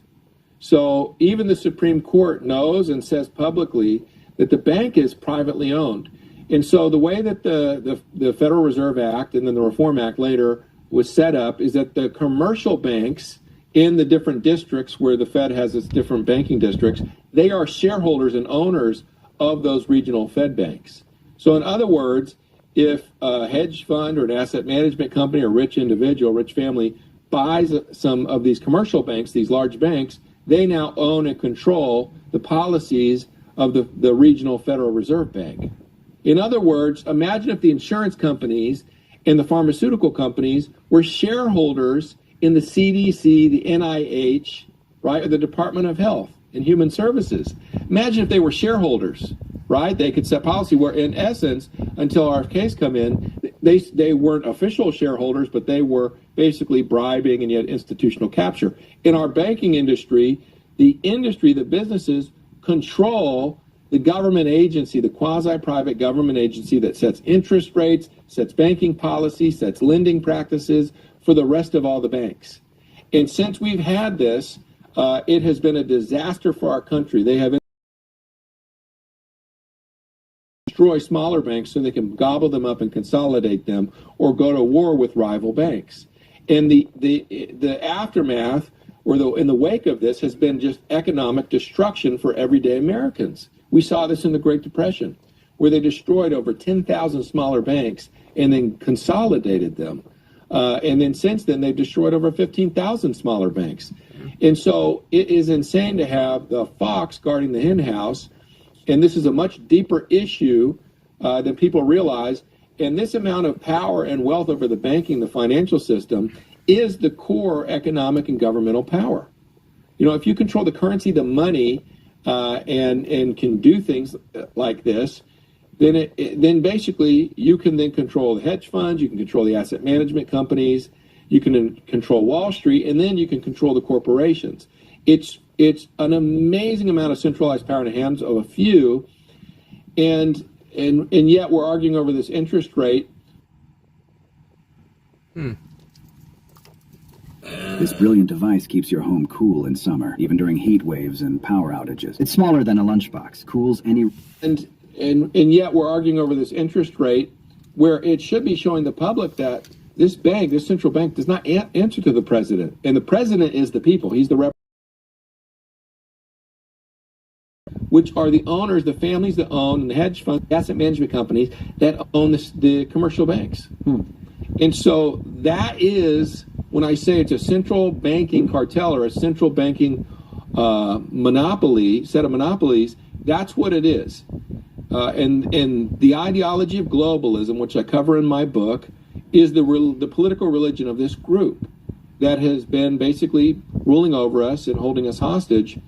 And that's why Trump was elected, to go head-to-head with these people. He is the new Lincoln. He is the new Andrew Jackson. I know that was a long explanation, but no, that's totally great. It's good, and I was tracking with you. So the question is, what does it take to, if it were to happen? Isn't it an act of Congress to end the Fed? But then also, if that were to happen, what kind of vacuum? What would be missing? What would we need to do to be able to keep things going? Well, I wouldn't end the Fed. I would nationalize the Fed. And I would get rid of the quasi-private ownership component that the Supreme Court just issued in one of their statements just a few weeks ago. So there's not a conspiracy theory that they are a private entity. Even the Supreme Court said in their official statement they're a quasi-private entity. They don't answer directly to the president. Well, that's insane that we would have any part of our federal government that doesn't answer directly to the orders of the president or the Congress. This is just wild to me. And so I think we should nationalize the Fed and amend the Federal Reserve Act to get rid of any sort of commercial bank ownership or appointments, and that the power over the board of governors and directors and the chairman is fully under the power of the president, who he can hire, fire, replace at will, and that the power to control the interest rate should be a combined vested power of the White House and a select committee of Congress, a finance banking committee of Congress. And so if you have an agreement between that committee and the White House, then you can have a change of interest rates, and the Board of Governors should oversee their banks, the currency management creation, and they should not be over economic policy or directed windowed banking policy. This is how we're getting these bubbles and bursts and booms and busts. I mean, it's bad for the economy.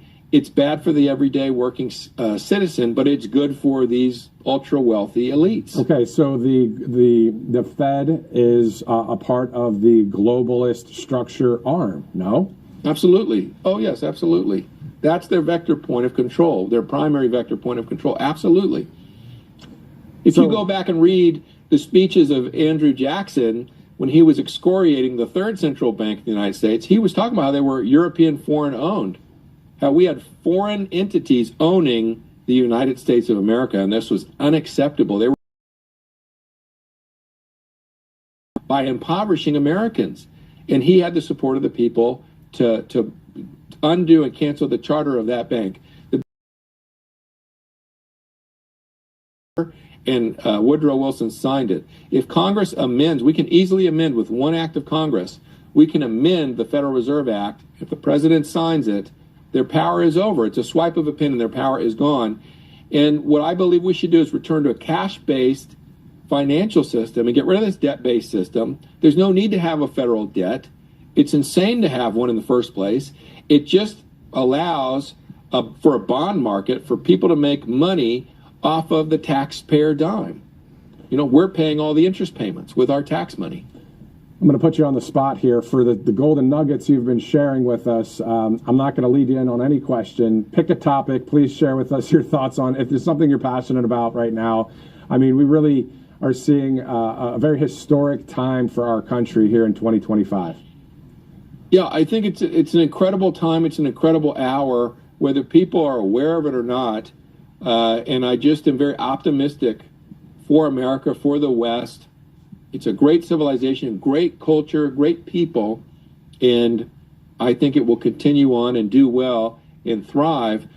But, as happens, we're just being challenged. We're being challenged by an aggressor, a tyrant, as we have in the past. But Western people have always risen to the occasion during these events. Very optimistic in this time. And it's a very exciting time. But it's a very confusing time because they're not out in the open. They have to operate in secrecy and covertly. But you have things like this $3.1 billion Federal Reserve Bank renovation, where Trump goes on the tour with Jerome Powell and just clowns him, and points out his lies and his arrogance on camera. It's really fascinating. But that's really the tip of the globalist spear, is that bank. And no, I don't think we should do anything drastic like get rid of the bank. I mean, they manage our money system. It's good infrastructure. But we should take the bank back over. It should report and be wholly a federal institution. We should nationalize the bank completely, get rid of the shareholding structure, and get rid of the debt-based system and have a cash-based money supply. Absolutely. We will be so wealthy if Trump does that.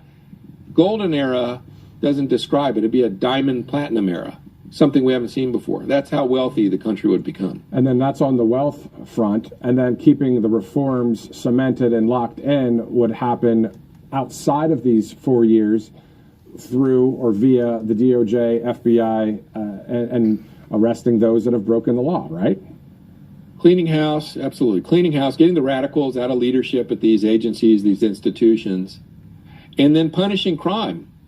Showing that no one is above the law, even if you're a Marxist infiltrator, even if you're a globalist agent, you're not above the law. Yeah. That will deter a lot of this behavior going into the future. Absolutely. If we have real justice, if we don't have corruption, bribery, and blackmail as the order of the day, but we have actual truth, justice, and liberty in America, for justice for all, not just for the lower classes, but justice for the upper classes. Exactly. Truth, justice, and the American way. T.S. Dixon, conservative analyst and author. Thanks so much for joining us. How can people find you out there on the online sphere, as you call it? They can find me on tsdixon.com, and then my book, The Woke Mind Viruses, that covers all of this, is on Amazon, or the audiobooks on Audible and Apple Books. All right, T.S., thank you so much again for joining us on Right Side.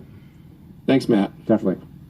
All right, so approaching the top of the hour here on this Monday, August 4th, right here on RSBN Live. So 3 minutes from 11 o'clock. Thanks so much for streaming in with us. We've been on the air since 10 a.m. We're going to be on the air for a couple more hours.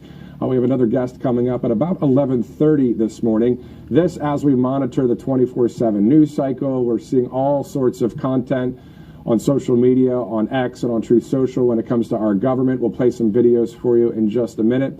In the meantime, let's go to President Trump's latest post. I believe this is the latest post. Guys, is the Sydney Sweeney one the latest one still? Okay, we believe that is the latest one. So why don't we go to that from President Trump as the next guest at 11:30, Justine Brooke Murray with the Media Research Center. She's going to talk about this story too, the Sydney Sweeney ad, but also some other things at about 11:30. But let's go to President Trump's latest post. Sydney Sweeney, a registered Republican, has the hottest ad out there. It's for American Eagle, and the jeans are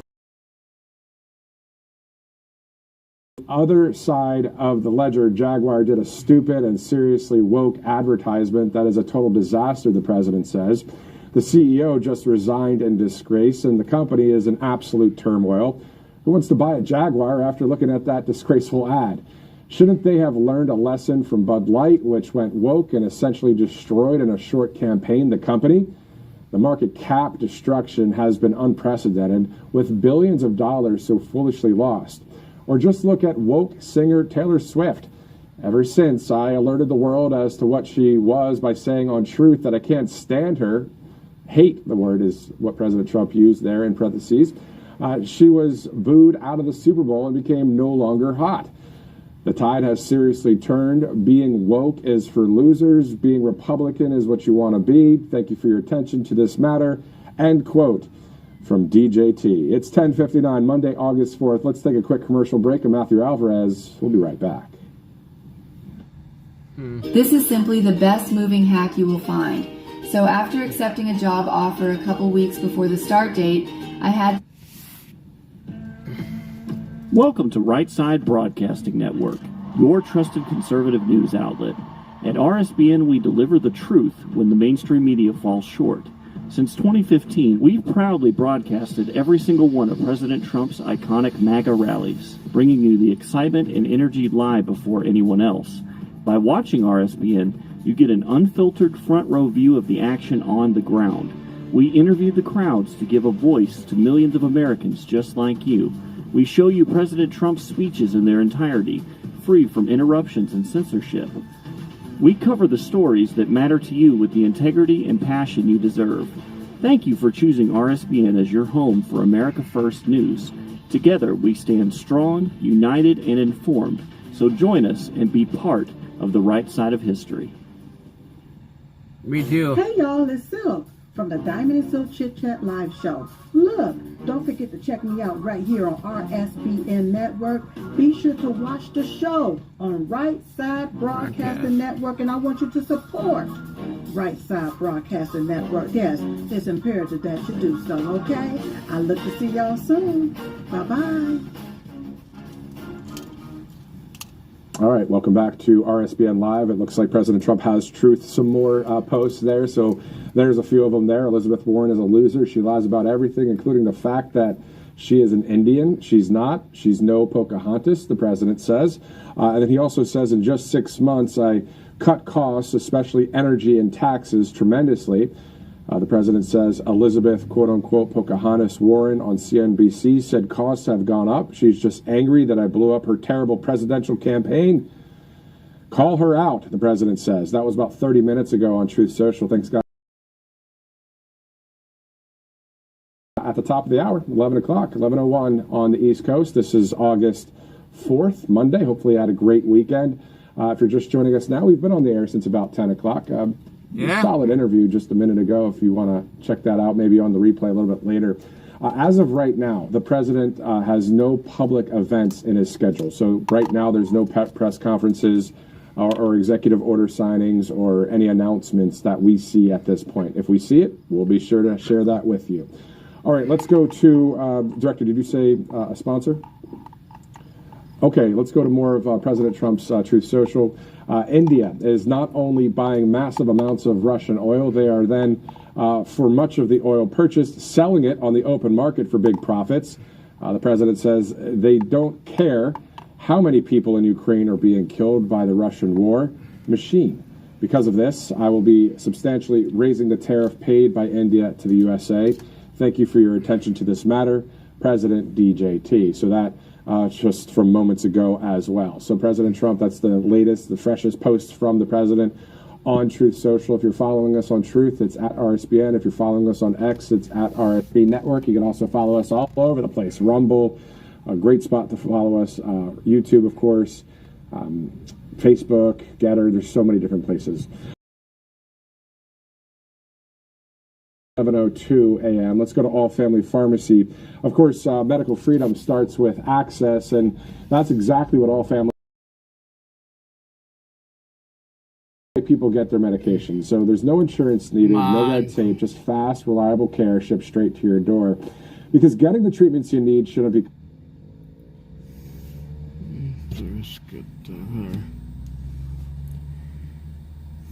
I hear President Trump talk. And I did it in my first term with China. We didn't get to the rest because COVID hit. And you couldn't really go to France and Spain and Italy and say, let's start talking about some tariffs. But China was paying us hundreds of billions of dollars in tariffs, and we did it then. Then Biden screwed it all up. He screwed everything he touched, he screwed up. Thank you. Will you endorse Winsome Earl Sears in the Virginia governor's race?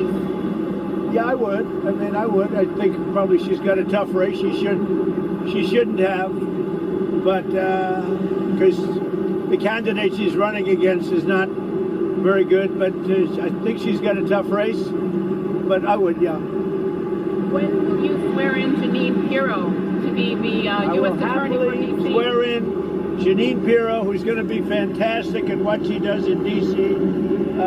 Over the next very short period of time.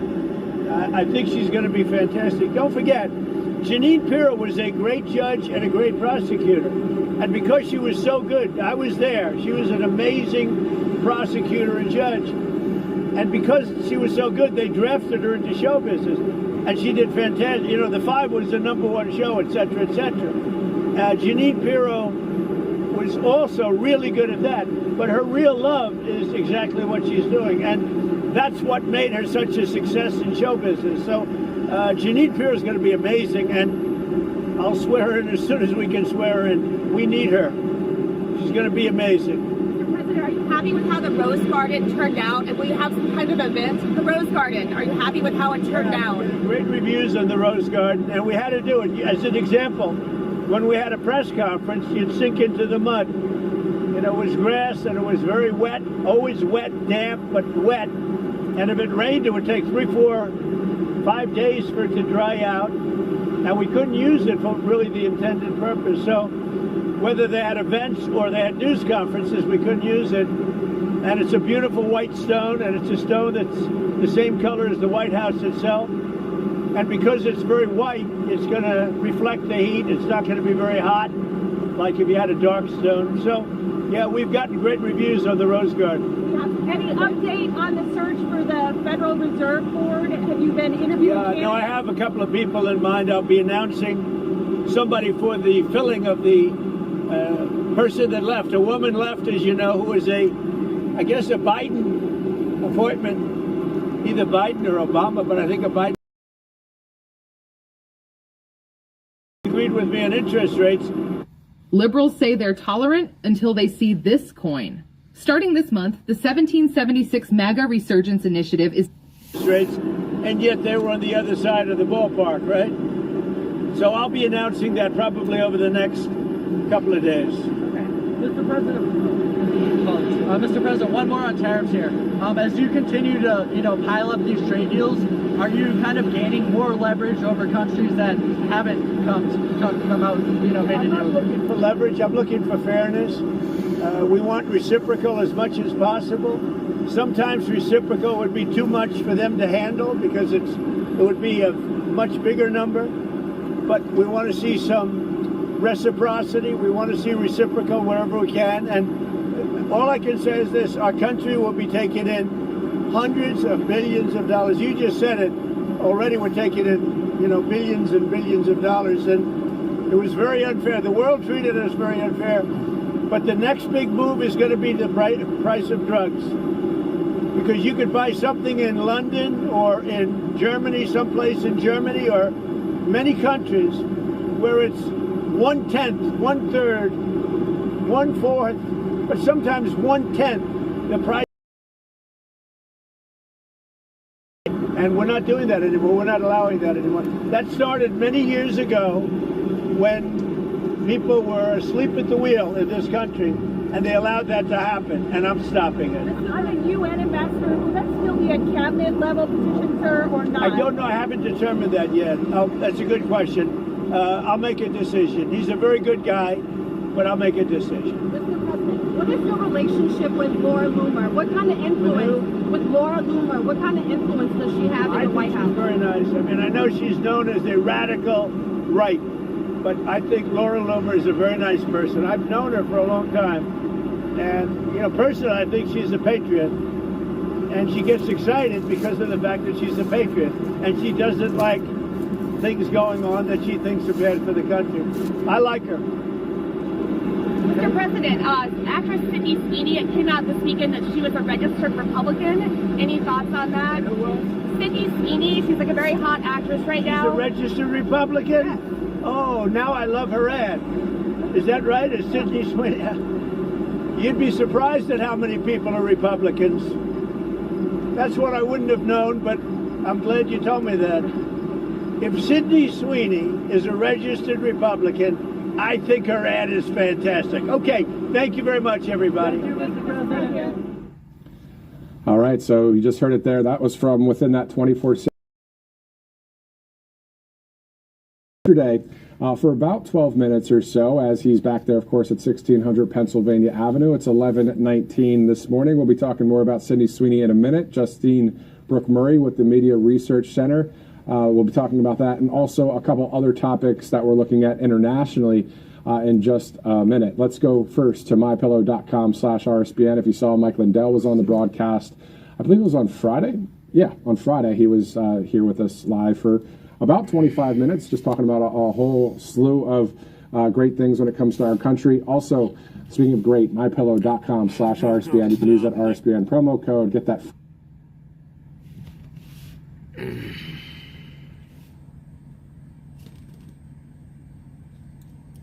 Oh boy, come on.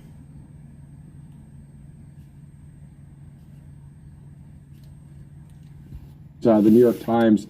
You know, I like one person at the fake news, Doug Mills, the presidential photographer there, great person. He's always a good friend of President Trump and all that. And there might be some other people I like. I've never met everybody at the New York Times, but didn't they just release an apology about a photo out of Gaza? Can you talk to us about that? Certainly. The New York Times, they popped up on their front page this picture of this so-called poor, starving child. Well, the child in Gaza, he had a health condition. If you look at pictures of his mother, his family members, everyone else, they're plump. They don't look like they're starving at all. But they used it as to peddle an age-old blood libel against the Jews. This is like the same type of blood libel, the blood libels you'd hear about, Jews poisoning the wells. This has gone back for thousands of years, and they were trying to say, oh, well, it's Israel's fault for not letting aid into Gaza, even though Israel and America are the only countries to help Gaza. So then you have these hostages, videos that Hamas shared of 2 hostages that they're keeping that like Holocaust victims. Like, you can't even tell the difference. And you have one man, Avatar David. He's digging his own grave. They're forcing him to dig his own grave on camera. And the world just looks away. The New York Times, they barely even covered it. They just sat on the story. And then I looked it up online today. Oh, they have like one little piece that kind of briefly mentions, okay, yeah, there was a hostage video too. Knows this. At the end of the day, Hamas, they're the ones who filmed the video themselves. They know that they can put out the hostages, they can parade them out, they can parade their crimes and what they're doing to Jews, knowing that the New York Times will still do their bidding as the rest of the world looks away because it's okay, it's cool and hip and trendy to hate Jews. That's actually one of the few differences between the Nazis and Hamas, is that the Nazis actually felt like they had to cover up their crimes a little bit. Hamas knows that in a world that hates Jews, in a world where Jew hatred is promoted by the legacy media in the name of progress, they can actually parade out and applaud themselves publicly for what they're doing to Jews. It's awful to see the New York Times just going along with the whole legacy media thing out there. A very, very difficult situation, of course, in Gaza. So many different aspects. We hear President Trump talk about it when it comes to making sure people are fed and things are taken care of there. I'm not going to dive way into that. That's a whole nother discussion. But to the point of you being from the Media Research Center as well, that they would take the New York Times, which is an article that you're going to see everywhere on Earth, and I'm sure it's translated. Left does. Now, let's speak about that as well. Sydney Sweeney seems like she is a MAGA patriot. She's a registered Republican. She's out there at the firing range the other day, just firing off, I guess, a 9mm or something. And then the left-wing media went after her. What are your thoughts about this whole Sydney Sweeney thing? It still is a story people are talking about. Well, the rotund army of nose rings just can't stand her. Look at Sydney Sweeney and look at everyone complaining about her. The people complaining about her, they all... If you've been diagnosed with kidney cancer, liver cancer, testicular cancer, or... People complaining about her, they all have the same kind of physique there. None of them are, that good looking. They all look pretty unfortunate. And that's the entire outrage boils down to that. Middle school mean girls who do not like to see a pretty girl on the screen, and part of it is anti-white bigotry. It's anti-white racism. You're allowed to have Black is Beautiful campaigns. You're allowed to have the BET network, an entire TV network where it's only for someone of the Black race. Like that's like the only, it's dedicated to an entire race. Then you have the Academy Awards, which declare that they're going to ostracize films and directors. They're going to disqualify you from the running if you do not put X amount of DEI types on screen. But God forbid you have one beautiful white girl with blonde hair and blue eyes, and that's Nazi propaganda.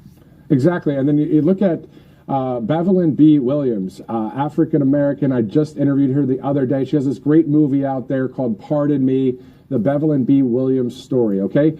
She's on camera saying things like, just because, she said, because I'm not acting like a typical, maybe how somebody else would act, but she says she's Black, she's conservative, she's pro-life, she's praying, you know? And so the media keeps trying to just mess with all of the races. And it's kind of like, guys, we already see through that.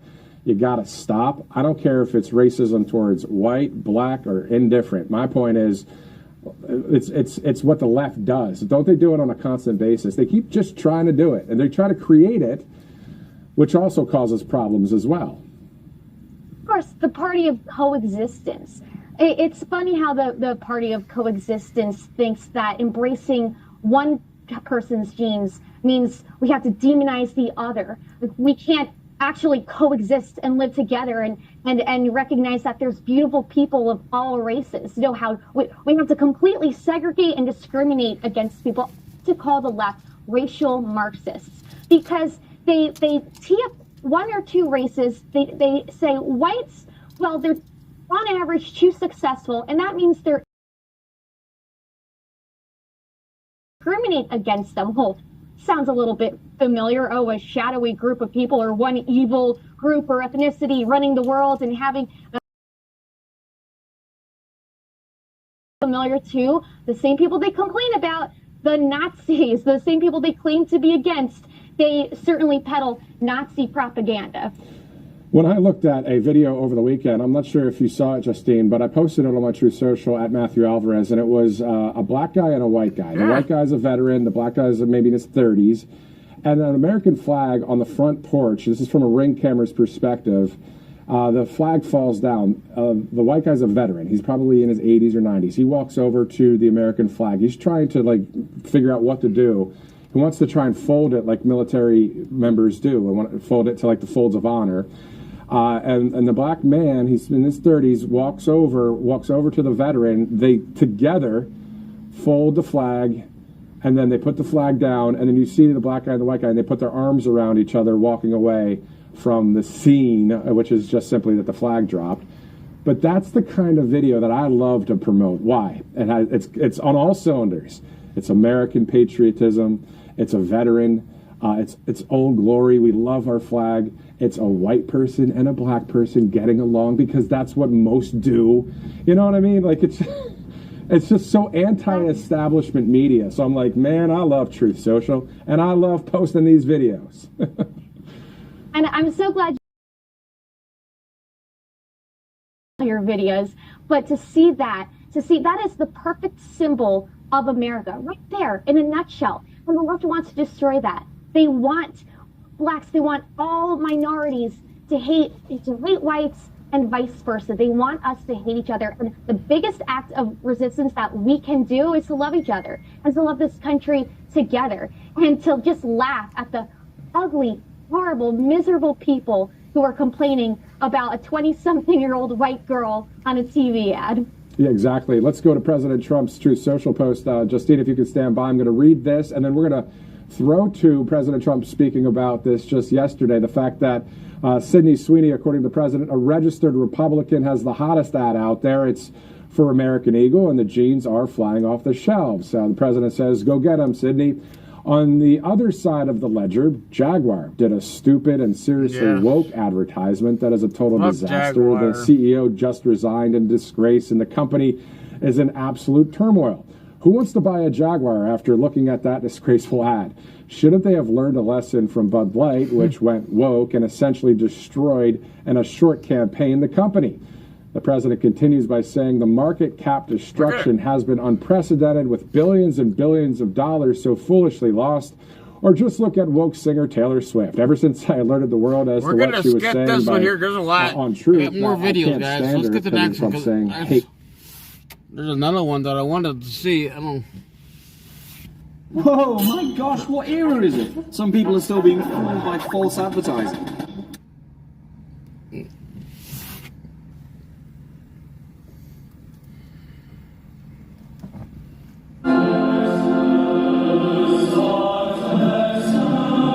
Yeah, fair.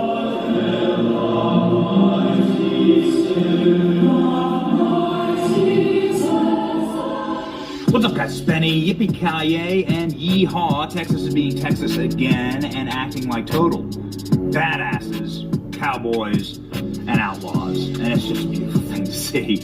And it's also beautiful to see Jasmine Crockett. Look at her fucking ass. Utterly insufferable. Bye-bye. Her ghetto seat has been redistricted, and Jasmine Crockett warns that she may have to compete now. The reason she acts the way she does is that she's in a Democrat plus 30 district in the worst possible ghettos of Dallas, in a place where 90% of the constituents are on welfare, and so she's able to effectively act the part. But she's no longer able to code switch with this new map. Texas did something called redistricting, which is their constitutional right and obligation and mandate in order to ensure that the districts of Texas represent the people of Texas. And Texas sends way too many Democrats to Congress. That's because Democrats were able to browbeat weak, limp dick Republicans into giving them more congressional districts, and that ends now with this brand new map. And Texas, of course, is only one of the states doing this.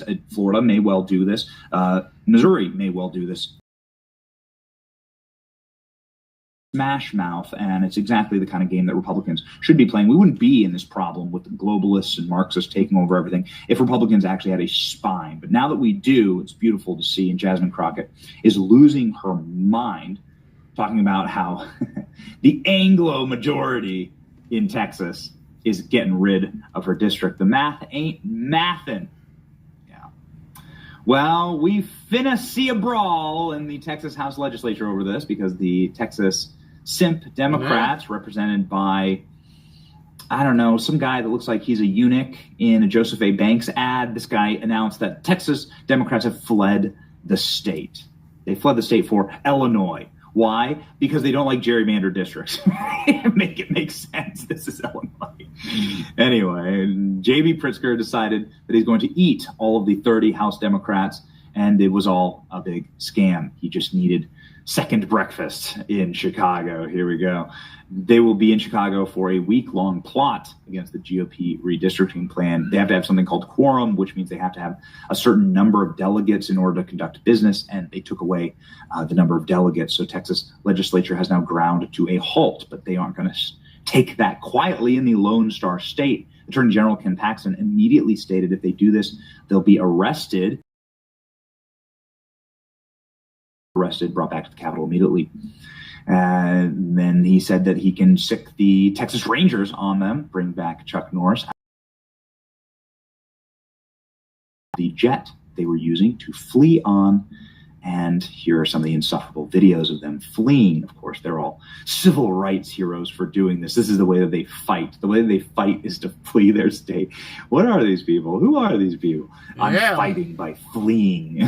Okay, well, thank God the American military doesn't operate like that, or whatever. You know, like it's total cowardice. A bunch of dirty Marxists, and they're taking all these little suffragette photos on the jetway to this. Looked like a pretty big jet, pretty big plane. Nice jet there. See, they may have gotten themselves in trouble here. The Texas Democrats fled on a $47 million jet.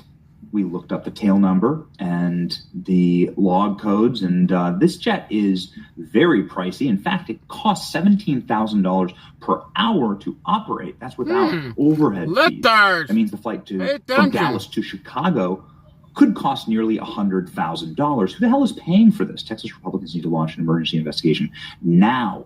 Okay. Huge news. Also breaking, Texas governor decided to listen to me and is launching an investigation. Texas Governor Greg Abbott will remove from office Democrat lawmakers who fled Illinois to prevent a vote on redistricting today. He's given them a final warning. They have until 3 p.m. to return. The derelict Democrats House members must return to Monday, August 4th. That's today. For any member who fails to do so, I will invoke Texas Attorney General Opinion Number KP038. House. Abbott added that their actions may amount to felony bribery, right? So rich guy pays for this jet and then they leave. Yeah.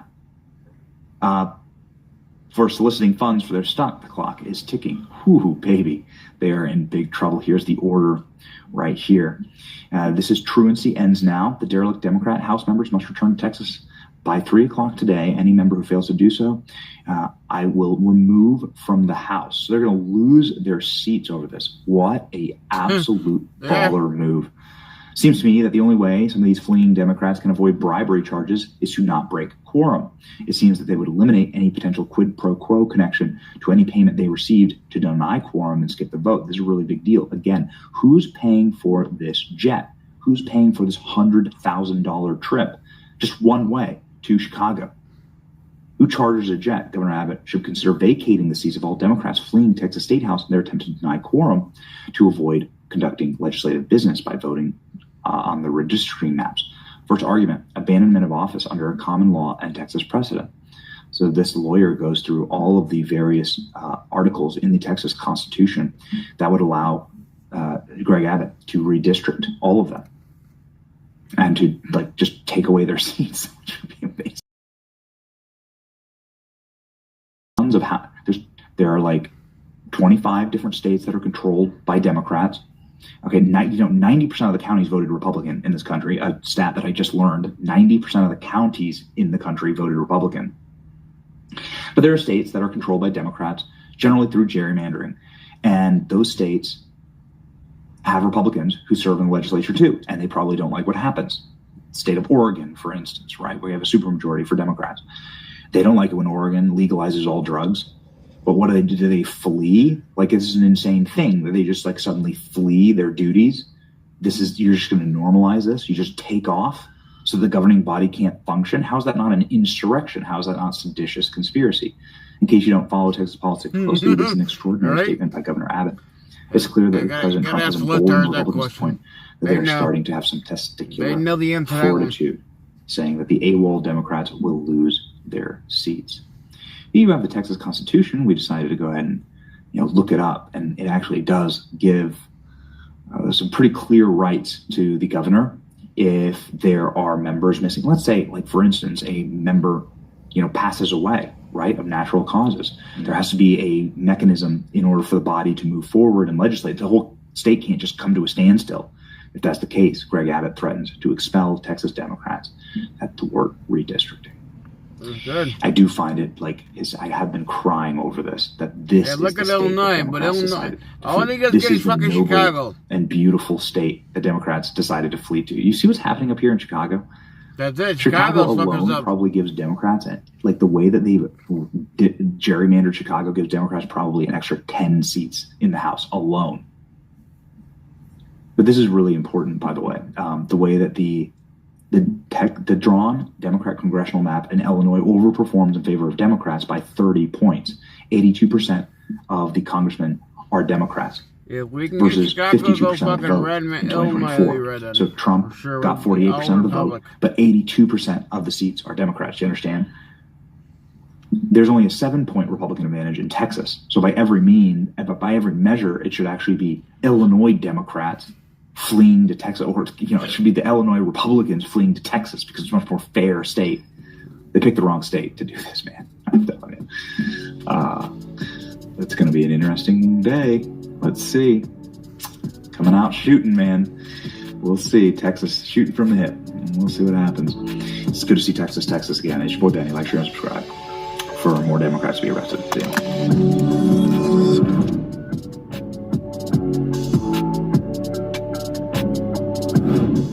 There's more. There's a lot.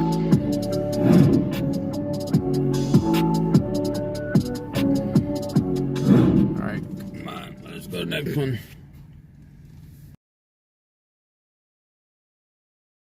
This summer. In 1 week, you'll see your energy. All right, Stu, go over the jobs report. 73,000 jobs.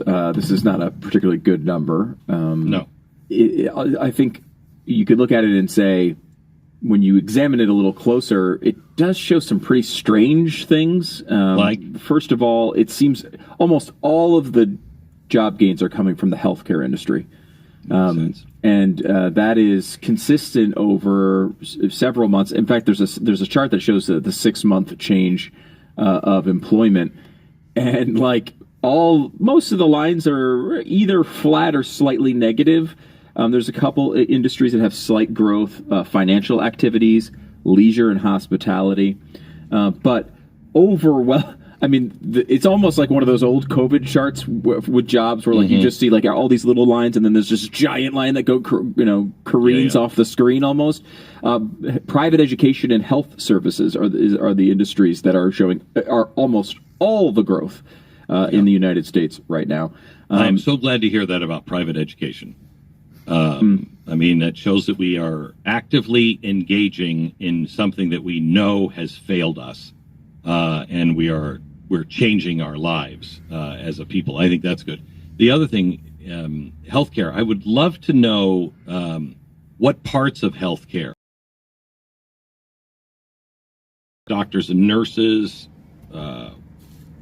Do you have any idea? I don't have the breakdown of that in front of me. I can look for it, though. It's probably in this data. I'm just kind of scanning through a bunch of the data. Yeah. It does show without healthcare jobs, we've, as a nation, have lost jobs overall for 3 straight months. Wow. Part of this was a major revision to the data, which showed a loss of 255,000 jobs from the 2 previous months that had already been reported. So a major negative. What is wrong with this? Why can't they get this right? This is not that hard. This was happening, the last 4 years, much worse than that. And now it's happening again. You're talking about just revisions? Yeah. Yeah. Well, there have always been revisions. It does seem to be bigger lately. Yes. So you look at all that, and this is a largely just discouraging report, I would say overall. But we're seeing in some of the prediction markets, odds for a recession are going up. However, what we're talking about as far as where they result is 15 to 20% is what people are saying is a chance for a recession. So it's not again, a lot of times I think this stuff gets blown out of proportion and everybody's catastrophic or incredibly jubilant, right? Oh gosh, everything's working. We shut up all these economists. They were all wrong. I think what we're seeing now is it's probably too early to take a victory lap or, jump off a building. Doom parade. I have to tell you, I think we should take a moment here and recognize, do you remember what a year ago? Everything was trending in the wrong direction. Everything was trending in the wrong direction. For us not to be in a recession at this point, I think is pretty remarkable, especially with the amount of changes that Donald Trump is making to some of the fundamental structures of America. Look at the job numbers and then the numbers of the people he has fired from government. When you're talking about reducing, for instance, the Department of Education by 50%, that is going to affect your job numbers. It's going to. Yeah, and that's important to note as well, and that is in the data. The government jobs are down. Again, not to a point where it would outweigh some of the other stuff we're talking about, but it is down. We expect there to be more of that coming. And I think you can look at that and I think it is an important factor. It doesn't necessarily overwhelm the fact that these reports for jobs have not been positive, and it doesn't overwhelm that because, again, to me and you, government jobs going away is a necessary thing. It might hurt the job number reports for a few months, but that's what Carol Roth has been saying for months. Got to be careful. Don't want to move too fast on that. Yeah, you don't want to. Yep, and I think you got to be careful. But I look at that as a situation that is needed, and okay, well, that's I'm going to sit here and cry about government jobs going away, and it'll take time for people who've lost those government jobs to find their way in in another industry. That is a chunk of this picture. So here's what I would really I'd like to try to reframe this in your mind as a listener, if I can. We have got to stop looking at everything through the lens of the glasses that we have always used. Our entire life, my entire life, you can look at job numbers and you can say, well, it's this or this, and we have to fix this, and this is growth, and this is not, and here's the growth industry.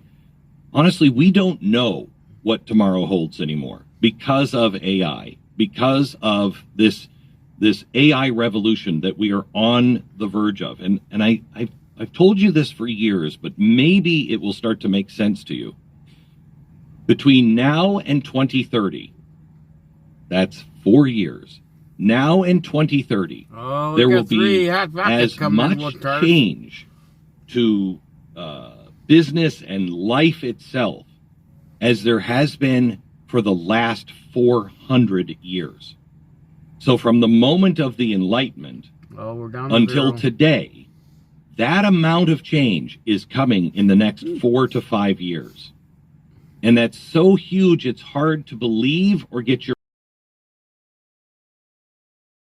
So when we look at jobs, if I were looking short term and I'm 20 and I'm like, okay, what do? I learned how to weld. I learned how to build. I learned how to get involved in building power plants and server farms, because I know that's an industry that is nonstop growth. And AI is not going to be able to take over an actual build yet. Maybe in the 10 years, maybe, but not right away. So it's going to take labor. If I'm looking to do something in labor, that's the kind of labor I'm looking at. But when you're going to school, what do you go to school for? Healthcare, and I'm telling you, being a doctor is getting harder and harder. You don't necessarily, make the kind of money that you used to because you've got this gigantic bill you're paying off.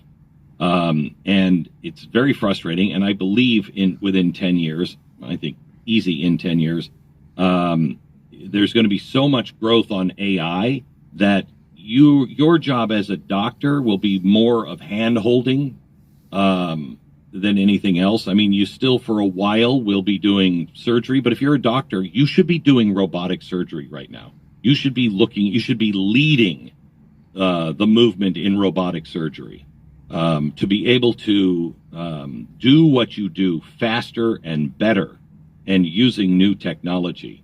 In healthcare, I think the growth, and I could be wrong, I don't know anything about healthcare.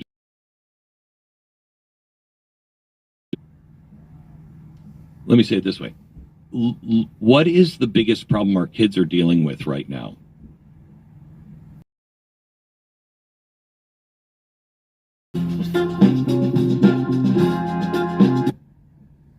They're dealing with nothing having meaning. And they're dealing with whether they know it or not, they're dealing with these problems because they don't have real human connection anymore. Okay, they're talking to each other all the time, but it's all on it's all on text. They're not relating. And when you're sick, there comes a time that you're going to need human interaction, and you're going to be monitored by all kinds of AI devices and everything else, and you're in the hospital, whatever. You may not have a lot of nurses because AI will be doing all of the grunt work, if you will. But there's going to come a time where nurses are so important because they're your human connection. You need to look somebody in the eye who's human that can hold your hand. The empathetic things are going to be growth industry. And I'm not sure I even know what this is. I'm just thinking about these things out loud. But sending your kid into college right now to be an accountant again, for what it's worth, but I would reconsider. If you're going in for law, I would reconsider. Or gone. Those jobs are gone or quickly going away because you can get AI to do so much. You're going to need somebody to argue cases, but you're not going to need somebody that needs to go through, go through all of the records, all of the law, check. Can you read this contract and check this contract to make sure it's right? AI is already doing most of that. You just don't necessarily know that, but the attorneys do. You're going to school, and in this time, it might be better until we know what's coming to focus on trade, to focus on trade schools. For instance, building, welding, healthcare, things that you can do even temporarily. Or honestly, things that make you more empathetic. Instead of building debt for a world where you just don't know what's going to be. I mean, honestly, accounting, it's the machine's going to do it. A machine is going to do it. It's just the way it is. You're going to need the personal interface, but this large pool is not going to be needed, and everything is going to change. So when you're looking at these job numbers, what we should be talking about is that these numbers may actually be good looking back 3 years from now. So when I say we're going to look back and say these jobs, these job numbers were a dream come true, what I mean is as AI becomes stronger and stronger, there are going to be other jobs. I don't know what they are yet. There are going to be other jobs that grow that we may not be thinking about right now. That's why I wouldn't rack up debt to go into accounting or law. But be careful with your debt because those jobs may be gone. Other jobs will be created, but there's going to be this massive overturn of jobs and lots of job losses coming. If you're going, what we should be teaching our kids right now is not, our entire education system is built on this is going to be on the test. Hey, write this down because this is going to be on the test. Why are tests so important right now? Why? Why is that memorization stuff of dates and names so important? Because this system was created to get you to follow rules. Can you follow rules? Can you do what you're asked to do? Remember this, okay? It's not taught to teach you to think outside of the box. It's teaching you to remain in the box, all right? That was important in 1950, 1970, even maybe 1990. It was important that you could assemble a car, that you could stand in line, you could do these things, okay? But that's not what's going to be important in the very near future. We're not talking 20 years down the road. We're talking 5 and 10 years down the road. What's important is not what to think, but how to think. How to think. They were teaching us how to get a job, how to work in these industries. You need to teach your kids now, and they need to be learning, and you need to learn how to think, how to question. Because this system that we have built is built for an old era. We're in a time period. Think of what it was like between 1850 and 1930. That's the span of somebody's lifetime. Think about what they saw. My father said to me, he was born in 1926. Glenn, when I was growing up, we never thought about going to the moon. That wasn't even a possibility. And he said, now we're on the moon, we're in space, we have computers. Think of that. That's the kind of stuff that is going to happen in 5 years. You will go from that kind of change. That happened over the lifespan of my father. This is going to happen in really the time your kids are going to go to school or graduate school. It'll all be different, and it will continue to change. We have to have the conversations of pay out of debt.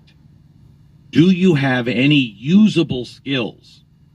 Can you fix things yourself without having to get somebody else to do it? You know, you look at some of the things that is happening with Generation X. They are teaching themselves by using YouTube. They're teaching themselves how to fix a sink, how to do different things. And they're doing it really kind of out of entertainment in a way. A lot of them are just watching and you're like, you don't have a sink. You don't own a sink. What are you doing? I don't know. I just find this fascinating. I think that's because there is a call now to real things and real work and doing things with your own hands, usable skills, critical thinking. And the last thing that we should be encouraging our kids to explore and learn is anything about meaning. Meaning is going to be, it's already crisis level. That's why our kids are killing themselves. They don't have meaning in life. They don't know how to find meaning. That has been a lifetime struggle for most of us, but it is a critical situation for our kids. So no debt, usable skills, critical thinking, and meaning. That's what we should focus on for the future.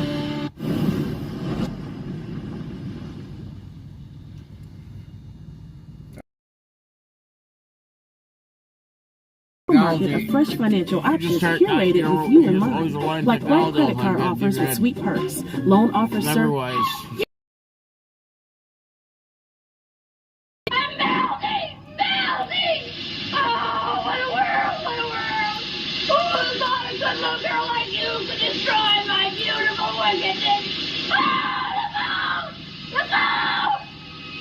Start using your brain, you start building more, get more stronger, but now you're relying on technology. What's up, guys? Benny. There's a reason why the scoreboard chant works at sporting events, if you're winning, is because the numbers don't lie, and there were zero, count them, 0 criminal aliens released into the United States for the 3rd month in a row. Not in your lifetime or mine has that ever been the case. We're talking negative net migration now. The Trump effect breaks yet another historic record in the month of July. Border Patrol, 0 releases across our border. 0, the lowest number ever recorded. And ladies and gentlemen, it's starting to have a profound effect. Even CNN is calling President Trump the single most consequential and important and dynamic president in our lifetime. Those are their words, not mine. This is a remarkable segment from Harry Enton, who I have long said is my favorite CNN correspondent or data analysis. And he's someone who says, love it, like it, or lump it, Trump is the most influential president this century. Let's begin with Harry Enton breaking have been for the country. All right, Brian Todd, appreciate it. This week, the White House also revealed a new trade policy to start August 7th for every country around the world, solidifying his break with America's longstanding free trade policy. CNN chief data analyst Harry Enton joins us now to run the numbers. Good to see you. So a lot of folks have claimed Trump always chickens out, taco, when it comes to tariffs. Is that true? No, I don't think that's true, Omar, and I think the theme of this segment is going to be love it, like it, lump it. Trump's remaking the United States of America. We can start there with tariffs. What are we talking about? No tacos for Trump. The effective tariff rate, get this, 18%. It is the highest, Omar, the highest since the 1930s, up from, get this, just 2% last year. As I'm going to talk about in this segment, I can't think of a more influential president during this century, and it starts here with tariffs. He said he was going to raise tariffs, and despite the claims otherwise, he is in fact doing that. The effective tariff rate at this point looks to be 9 times as high as it was last year, the highest since the 1930s in FDR, Omar.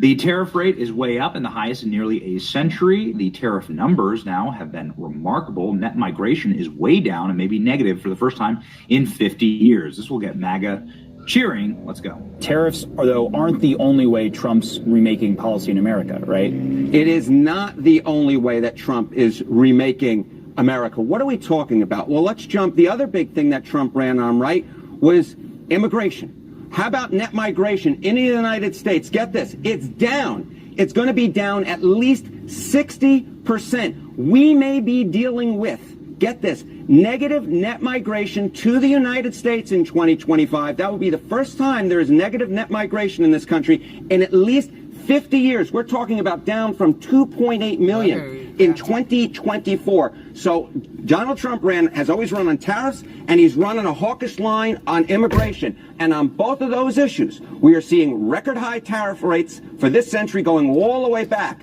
well back into the early part of the 20th century. And when it comes to immigration, net migration, we are seeing record low levels, way down from where we were during the Biden administration. We are potentially looking at negative net migration for the first time in at least 50 years. And that is a big reason why that I'm saying that Trump, at least in my mind, is the most influential president, certainly this century, and probably dating a good back chunk into the 20th century as well, Omar.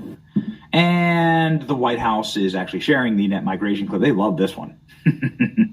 That would be the first time that there was net migration to the country in the last 50 years. We're talking down 2.8 million in 2024. Promises made, promises kept. Stephen Miller, the architect of this policy, doing a touchdown dance here, scoreboard, during the last period in which America was the undisputed global superpower financially, culturally, militarily. Migration was net. That is a deep and abiding positive. We may be dealing with the first time net migration to the United States.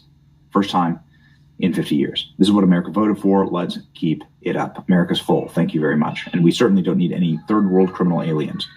We may be dealing with net migration. This is the clip that is, of course, breaking the internet.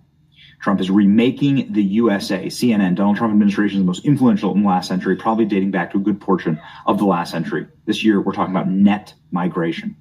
Harry Enton back at it, talking about how President Trump has remade the country with executive orders. The executive order saying that he signed more executive orders than FDR. Here we go. When you say most influential, I mean, statistically, how much is Trump doing? Yeah, okay, so let's talk about this. How about executive orders? Already, 180 executive orders signed by Donald Trump this year. You have to go all the way back to the FDR administration once again to find a year in which there were as many executive orders signed as we have this year. To give you an idea, Biden during his first year signed 77. That's the entire year. We're only a little bit more than halfway through this year, Omar. Again, this is why I'm saying executive orders, immigration with net migration, and we're talking about tariffs and the effective tariff rate. Donald Trump is remaking the United States. Love it, like it, or lump it. He has been tremendously influential to a historic degree, Omar. All right, 180 executive orders. One of them, though, let's talk about one of them, because it was bringing back the presidential fitness tests. As I understand, you tried it out. I don't know if you did it as a kid, but you tried it out again. How did you do now at this advanced age? Yeah, okay, at this advanced age, but I will note, here we are, me on the screen. I was doing the sit-ups. Look at that. I will say. That's not sped up at all. That's real time. No, that is real time. That is real time. Here I am. I'm doing the running on the treadmill. That is actually real time. We also have me. I tried. Look at this. I was trying to test how flexible. Kicks. What are those, bro? Here, I'm wearing them right now. There you go. The same exact ones. The same ones to work out. I was able to beat the median 6-year-old male on 4 of the 5 tests. Most shockingly, I was able to do the push-ups. And then finally, I will note on the shuttle run, I was able. Yeah, I love the shuttle run. I was doing with Diet Cokes, picking it up back and forth. I was able to do pretty gosh darn well. I meet the median 6-year-old male on 4 on the 5 tests. Everybody across the internet is cheering for the net negative migration number, U.S. net migration by year. You can see here, of course, the skyrocket. Net migration to the U.S. may be negative for the first time in 50 years. Foreign-born workers have dropped by over 1 million, reversing a record surge. Foreign-born workers have lost 1.5 million jobs. There have been 1.8 million native-born worker jobs in this country. Harry Enton has been on a rampage data. Scoreboard, just look at the data, right? I don't know how the guy votes. I have to assume he lives in New York, right? He works for CNN. I have to assume he's a leftist, but whatever. Saying that Kamala Harris only claims she doesn't want to return to politics because her polling is absolutely brutal. The bottom line is that she is looking at the numbers and she knows what's cooking. He also talking about the numbers for the Democrat Party, saying that the Democrat Party is in the garbage, messier than a hoarder's basement. Okay. CNN segment, absolutely devastating. The record lows in favorability for the Democrat Party. Here we go. Stop scrolling. You won't believe this moving hack. It's almost too good to be true. Imagine getting your long distance move for just $17.48. Coastal Moving Services made my move effortless and affordable. The process was simple. I called them up, got a transparent quote with no hidden fees, and booked my move in minutes. On moving day, their team was on time, professional, and handled my belongings with care. Everything arrived in perfect condition, and it was much cheaper than I expected. No stress, just huge savings. If you're planning a move, don't miss out on this incredible deal. Book now and make your move a breeze. Oh, back from that one. Hold on, guys. I'm sorry. Use the bathroom.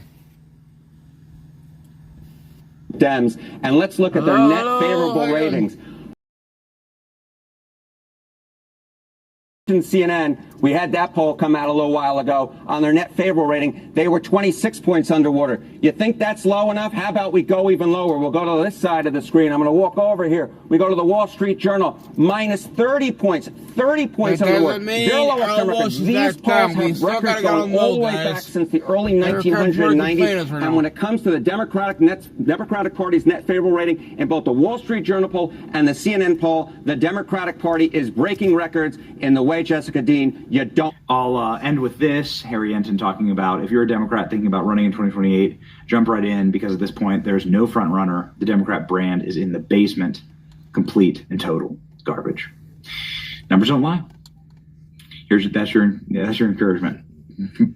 Start your week out. CNN getting red pilled. Here you go. Democrats at this point are historically divided. It is a complete and utter mess. It is messier than a hoarder's basement. What are we talking about here? The national early poll leader, 25% plus. Normally, that's where Democrats are. Biden was at 25% plus in 2020. Hillary Clinton was in 08 and 16. Gore was in 00 and 04. At this particular point, there is no one in the Democratic race for president who's polling at 25% plus. The water is quite warm. If you're a Democrat potentially thinking about running in 2028, jump right in, because at this point, there is no front runner. What do you think? Is that contributing to this? Yeah, I think that is in large part of what's going on, is one of the reasons why there is no front runner. Nobody wants to put anybody up at the top of their ballot list, is because at this particular point, the Democratic brand is in the basement. It is total and complete garbage in the mind of the American public. The Democratic Party's net favorable rating, record lows in all three. Wall Street Journal, 30 points underwater. CNN, 26 points underwater. Gallup, 26 points underwater. And that is being driven in large part by discontent within the Democratic base. The Democratic base wants something different. We'll ultimately end up seeing who they choose. It'll be quite the thing who ultimately gets. Who's all here still? Yes, sir. Is anybody here still? Is there anybody here?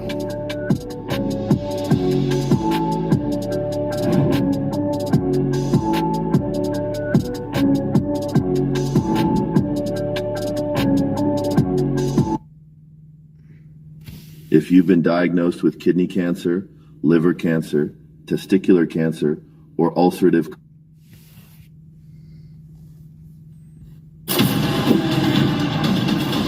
What's up, guys? It's Benny. Let's end the weekend and kick off a brand new week with good news and even better news.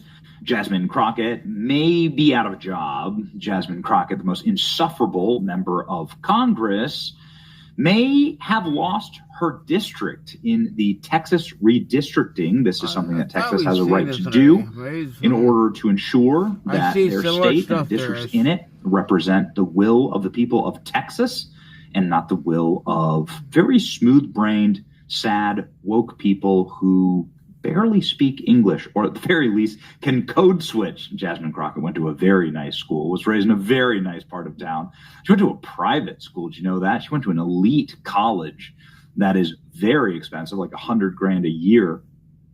Yeah, Jasmine Crockett is code switching and role playing and has ghetto stolen valor, I guess you'd call it. But anyway, all of it's for naught, because apparently Texas GOP's new map would move Crockett's district. She wouldn't be able to live in it anymore. Her home is out of her district and slashing Democrat seats. A Texas GOP map would kick firebrand Democrat Jasmine Crockett out of her own district and likely add more House seats to the Republican delegation. Last week, Texas House Republicans introduced redistricting. Jasmine Crockett would now no longer be living then in her district. Crockett, who serves the 30th Democrat congressional district, which represents a large part of Dallas, has called the redistricting effort to power grab to silence voters. That's right, Jasmine Crockett out. It's an accident that Donald Trump picked up the phone, called down to Texas, told Abbott what he was going to do, and like a small, ridiculous child, he just fell in order. I don't think any of that was an accident. But shut up. You're not from Texas. You don't represent Texas. You know nothing about Texas. This is not your real accent. She has nothing to do. She's raised in St. Louis. She went to a private, very fancy, elitist, private Catholic school in St. Louis, and then went to a private college that's very expensive. And all of it's fake. All of it's code switching. It's not real. So anyway, Jasmine Crockett is now sounding alarm that she will lose her seat. It just gets better and better and better. So wait, Texas is going to give us 5 new Republican House seats and boot Jasmine Crockett. It's Christmas in August. Yeah, take the trash out. Texas Republican-controlled legislature, a new redistricting map places Jasmine Crockett's address outside of her district, forcing her to campaign among unfamiliar voters who are expected to largely oppose her re-election bid. Nice. Jasmine Crockett railing against the Anglo majority of Texas district. The math ain't mathin'. Yeah. This clip is unbelievable. It's her just like talking about how there's too many white people in Texas. Come on, I think how it's white people represent Texas. Like the ladies, Democrat women behind her are just perfect, iconoclast. Yeah, so Jasmine Crockett may be out of a district, and Texas, well, may have lost all of their Democrats. And what do I mean by that? Well, Democrats have now fled the state of Texas. To my Democrat colleagues, I just left the state of Texas to break quorum. Democrats did this like a couple of years ago when Texas was passing voter security laws. And so this beta cuck released this video. Hey, Representative James Tallarico from Texas. If you're seeing this video, my Democratic colleagues and I have just left our beloved state to break quorum and stop Trump's redistricting power grab. Trump told our Republican colleagues to redraw the political maps here in Texas in the middle of the decade to get him 5 more seats and protect his majority in Congress. They're turning our districts into crazy shapes to guarantee the outcome they want in the 2026 elections. If this power grab succeeds, they will hang on to power without any accountability from the voters. The Texas Democrats are fighting back. We're leaving the state, breaking quorum, and preventing Republicans from silencing our voices and rigging the next election. We are not fighting for the Democratic Party. We are fighting for the Democratic. Shut up. So shut up. Listen, this is the Texas map. This is the Texas map. I don't see any crazy Democrat states. It's Democrat shaped. I literally see just like squares, which is what like congressional maps should look like. Now, some of the districts look a little funny, but they're all Republican districts. So whatever.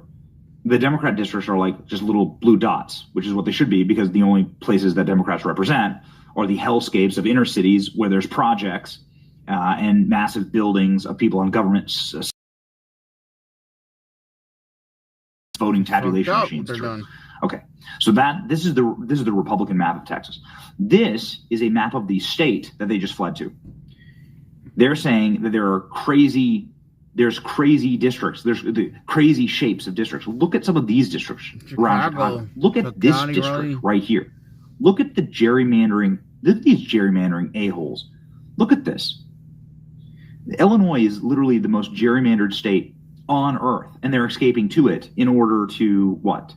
J.B. Pritzker brokers deal to host 30 Texas Democrats in Chicago for a week-long plot against GOP redistricting plan. Illinois Governor J.B. Pritzker is now playing host to 30 rogue Democrats who fled the Lone Star State to block the mid-decade redistricting vote backed by Donald Trump. The Texas Democrats once again resorting to legislative cowardice to break quorum. This is, you have to have a certain number of elected representatives in order to get votes through, just before a scheduled special session that would have cemented the new congressional map. In their desperate attempt to stop the vote, the runaway lawmakers fled across state lines to Chicago, where they were being sheltered and advised by none other than far-left Governor Pritzker himself. This marks the second time in recent years the Texas Democrats have pulled this unconstitutional stunt. I don't think it's going to...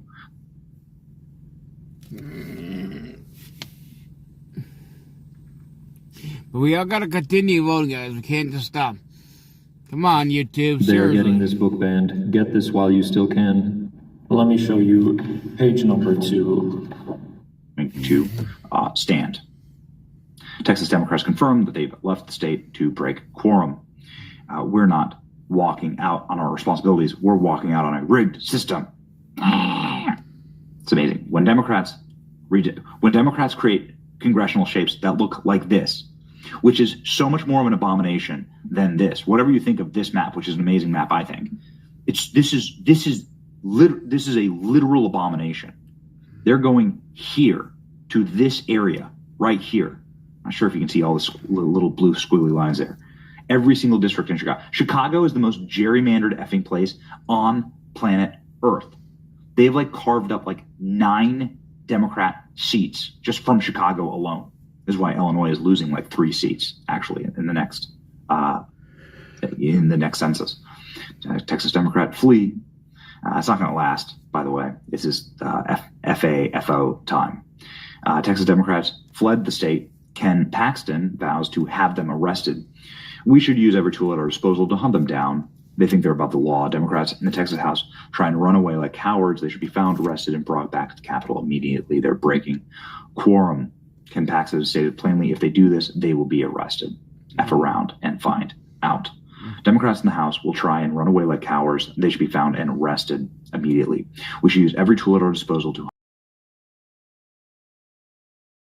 As Texas legislature asked her to confirm her address, Texas redistricting map has now destroyed Jasmine Crockett's. Great. Here's the Texas GOP statement on this.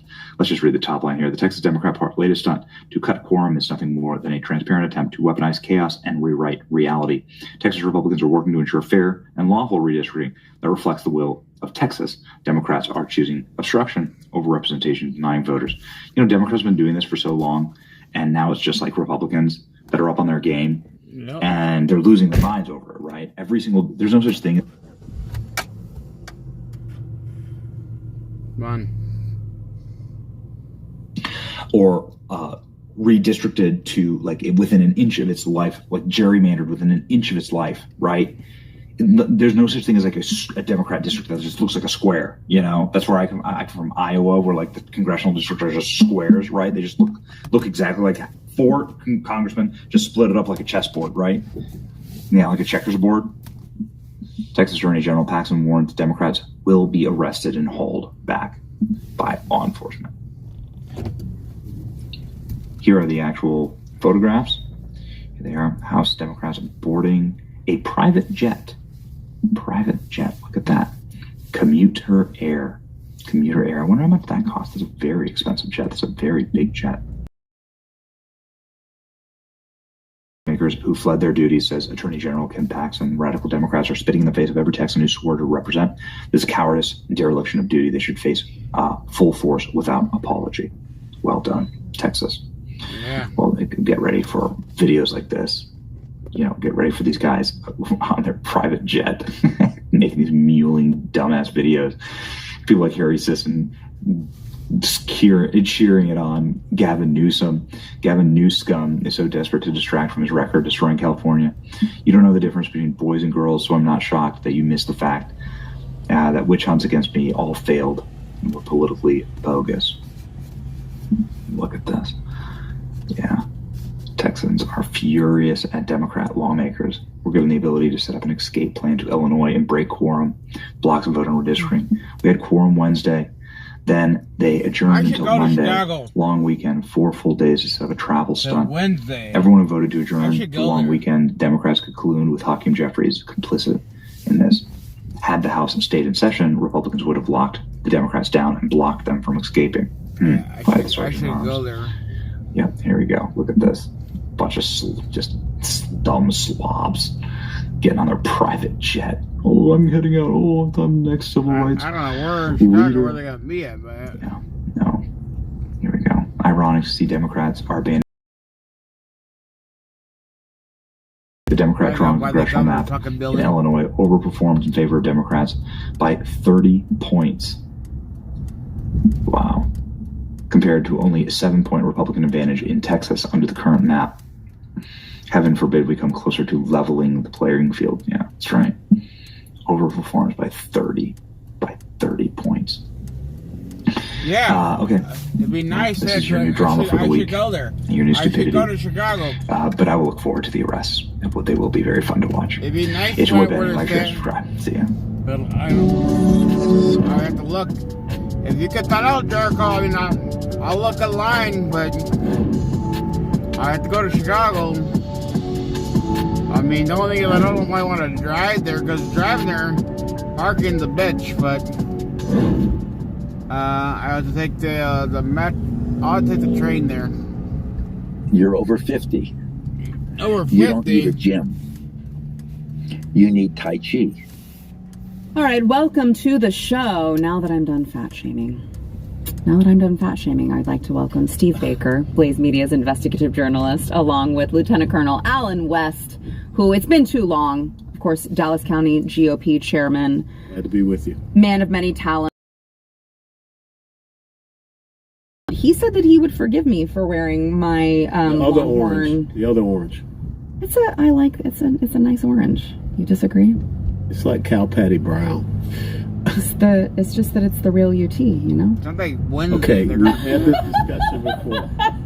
There is no Texas without Tennessee volunteers. Yeah. Okay, so let's. I was just trying to trigger you a little bit before we got into it. I just want to get your blood pumping a little bit, Colonel. Okay, well, maybe this might do it.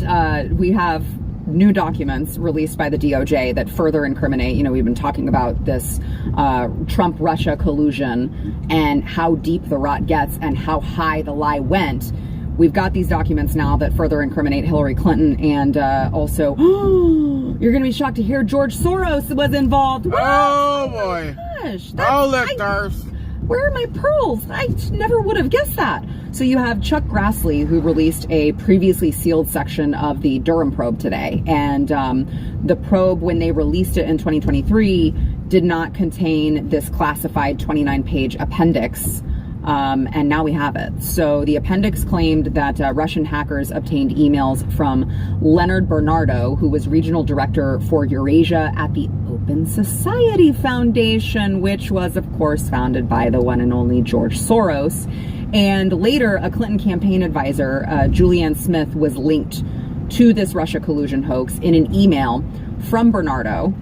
It was sent on July 25th, 2023. The media analysis on the DNC hacking appears solid. Julie, this is the Clinton campaign advisor, says it will be a long-term affair to demonize Putin and Trump. Now it is good for a post-convention bounce. Later, the FBI will put more oil into the fire. And then the appendix went on to explain what the FBI actually did. During the first stage of the campaign, due to lack of direct evidence, it was decided to disseminate the necessary information through the FBI-affiliated technical structures, in particular the CrowdStrike and Threat Connect companies, from where the information would then be disseminated through leading U.S. publications. And then we also have this gem from Hillary Clinton's people herself. I don't know why you put this in writing. HRC, Hillary Rodham Clinton, approved Julie's idea about Trump and Russian hackers hampering U.S. elections. This should distract people from her own missing email, especially if the affair goes to the Olympic level. I'll go on to this email here, but I just love that, like, why are you using initials at that point? Like, we don't know. Who is it? Gosh, let me scratch my head. I don't know who HRC could possibly be. Thank you for putting in writing that HRC approves of the idea. Thank you very much. They said, the point is making the Russian play a U.S. domestic issue. Say something like a critical infrastructure threat for the election to feel manic, since both POTUS and VPOTUS have acknowledged the fact that the intelligence community would speed up searching for evidence that is regrettably still unavailable. Fire hurricane that was created on July 31st, 2016. So it just, the rot goes so deep. And I find myself more and more enraged. It's like, you know that these people are up to no good, and you know that these people are behind it. But when you actually get it on paper, you have what seems to be, to me, like the smoking guns. And it's like, okay, what are we doing?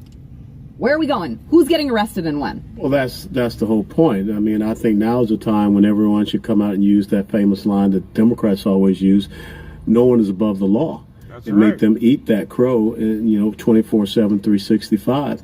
We don't need congressional hearings. We don't need more talk or blather or things of that nature. We need to see indictments.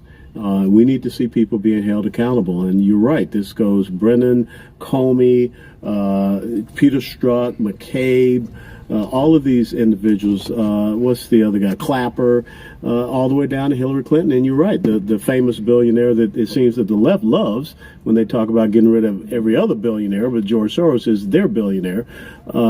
This guy is working to undermine our constitutional republic, and they are as well. And so, again, when are we going to hold them accountable and responsible? So by the end of the year, we should have indictments on all of these people. And if we don't get that, that's when I don't like characterizing this as our team and their team and this.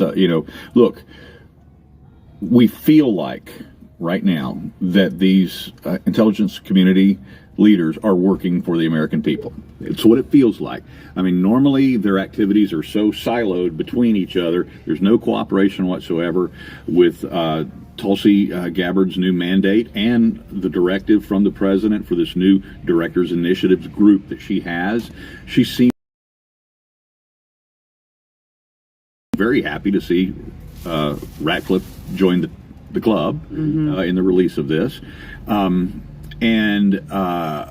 Maybe things are happening. Maybe things are starting to come around.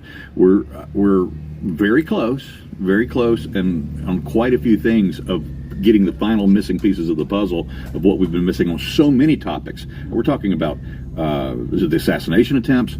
Obviously, the situation. I was made aware a week ago today of how close Hillary was to the CrowdStrike, and basically that was her authorization. It flat out came from her. And so I did not even expect to see that this quickly, this soon come out. And so very happy about it. Yeah. Now, this whole ball has to be handed. So what? Right, the baton has to now be handed off to the DOJ, and they have to do their job. But that's led by Pam Bondi. It is. And I'm just saying, I haven't seen much from her so far, and kind of a disappointment. Was she there when you were in Florida? Yes, we won't talk about that. Oh. We'll move on. Oh. This is a public program. Oh. Well, I can't wait to go to break and ask all the questions. But okay, then I will. You won't say it. I will say. Well, look, I'll say it. Everyone knows about the voter fraud that happened in my re-election race. She was.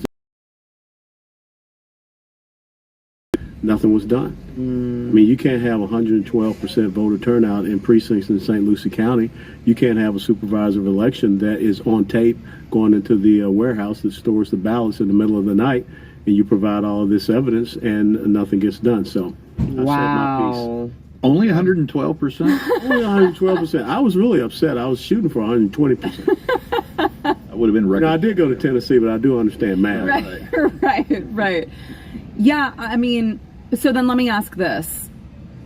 Did she or the governor at the time, were they connected at all, friendly with anyone who was your opposition? Just remember that it was Republicans that redistricted me out in 2012. So, there was a whole cabal that was there in Florida that I really don't think very highly of. I'll just leave it at that. And that's what, I mean, I think that's what the most frustrating thing for me is because I love that President Trump values loyalty. I do think that it is smart, especially considering his last administration. There was a leak every single day. There were anonymous op-eds being written in the New York Times about how we needed to remove him because he wasn't fit for the presidency. And I mean, it's like I understand you get to the point where you're like, I need loyal people. But sometimes I feel like it's to a fault in that someone's your friend, and you're just like, oh, yes, you as AG. And it's like, God, I just feel like we could have done so much better there. Yeah, well, that's it. Look, we keep being asked to be patient. Right. The biggest offender of the patient's tweets, of course, has been Dan Bongino. Yeah. And he's done it several times. Who also is being like a little bit conflicting on that, because then he'll I mean, what did he say over the weekend? He was like, what I saw shocked me to my core. Right. That's sensationalism. Okay. Yeah, I'm like, care to share with the class, Dan? I'd love to hear more about it. You can't just say that and then not tell us. And then there's a behind the scenes campaign coming from FBI in particular to demand patience of journalists. And I was one of those that was contacted. We know that others were contacted. Then I start getting major media journalists calling me to go, is this true? We're hearing it from other sources. Did you get contacted as well? Yes, I did. How did you handle it? I told them to take a flying leap off the 7th floor of the Hoover building. But it was I didn't out the person that did it, but I've talked about it openly that at 1:30 in the morning I get contacted by somebody on the 7th floor telling me to back off, and then also telling me to be patient. It's coming. Okay, I understand that, and I get it, because I know, working with the different groups that I am working with closely, how long and how much of a struggle it has taken, not just to get it through in operational. Look, they're fighting their own team half the time. To get this new J6 committee formed, they're fighting their own team. It wasn't the Democrats holding it up. Sorry. Yeah, I mean, they're going to have a lot to reconcile with, I guess, in the midterms, because, I mean, you're saying it wasn't the Democrats who held it up. I mean, it's not the Democrats who are going to hold any of this up. There's so much of the America First agenda that has not been codified. And who do we have to blame for that? It's Republicans. There's a lot that they're holding up. If you like this clip and you want to see the full episode, click here. And if you want to subscribe to the channel, come on, you know you do. Click here.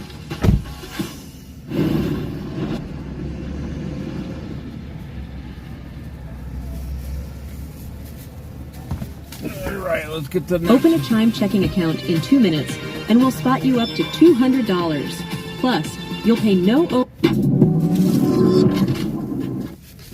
What's up, guys? It's Benny. Talk is cheap. It's never been cheaper, and we do a lot of talking on this channel. Time to do a bit of walking. Your reputation is what other people say about you, and your actions are who you really are. Actions maketh man, and raged, and their blood was boiling when they watched a couple get beat within an inch of their lives because they went to the wrong neighborhood in Cincinnati, left for dead. Nobody took any action. Listen, it's bad that these two got beat and that they were attacked in what, to me, looked like attempted murder. But it's even worse that there were hundreds of people around who just sat and filmed and laughed as this woman, Holly, hit the ground after being sucker punched twice by a man half her age. She could have died. This is how you die. You hit the ground, your brain hemorrhages, and you're dead. Ladies and gentlemen, we had a check-in on Holly from Vivek Ramaswamy saying that she was in the hospital. She had to take an Uber to the hospital because there were no cops. When the cops showed up, they didn't even do anything to help her. There was no ambulance, nothing. Cincinnati in a state of absolute and total catastrophic collapse. The Ohio Senator Bernie Moreno bringing attention to the fact that one of the low-life thugs who punched Holly in the face, he was out on bail from another violent crime. Here he is, Meriwether, Montanez. Got it? Yeah, okay. Upstanding citizen here who beats women in the street, and then the Cincinnati mayor does nothing. In fact, he victim blames. Cincinnati mayor says, hey, listen, I haven't contacted any of the victims here because they're white and because we have significant other safety challenges. He hasn't contacted any of the victims because they're not part of the narrative, and more importantly, it brings attention to the fact that he is a left-wing woke failure who actually wants this to happen in his city. Mob rule. Look at him. It looks like a hostage video. Anyway, this prick and the team around him have been victim blaming. This is Holly right here. This is what she looked like after getting punched in the face and left for dead by this mob. They begged for that beatdown. I'm grateful for the whole story, says Virginia Parks. Who's Virginia Parks exactly? Hey, ladies and gentlemen, this is Carmine Sabia for Explain America and former Special Prosecutor Jack Smith. He's on the receiving end now of what he tried to do to President Donald Trump. Before we get started, please make sure you like, comment, share, and subscribe. Those little things really help us out, and they help our channel continue to grow. For years, Jack Smith looked for anything to nail President Trump on. Dragged him through the courts, made this man, gave him tension. But Trump, he handled it well.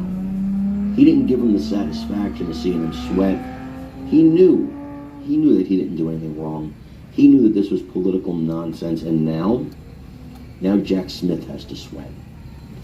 See, because Mr. Smith, who goes to Washington, or went to Washington, you persecuted President Donald Trump for political purposes. That's what I believe. That's what tens of millions of people believe. But more importantly, it's what people like President Donald Trump and Republican senators believe. And that has you on the wrong end of an investigation that could eventually be referred to the Department of Justice for criminal charges, because after all, Jack Smith, and you said this so many times, nobody's above the law. I want you guys to watch this and let me know what you think in the comments. Whatsoever at all. Their stripes never change. All right, well, moving on to this now. Former Trump prosecutor Jack Smith is now under investigation for potentially violating the Hatch Act, which restricts government employees from engaging in political activities. Chanley Painter joins us now with the details. Hey, Chanley. Hey, good morning, guys. So the Office of Special Counsel confirming it's opened that investigation against former Special Counsel Jack Smith. This after Arkansas Senator Tom Cotton sent this letter saying, quote, I write requesting the Office of Special Counsel to investigate whether Jack Smith, Special Counsel for Attorney General Merrick Garland, unlawfully took political actions to influence the 2024 election to harm then-candidate President Donald Trump.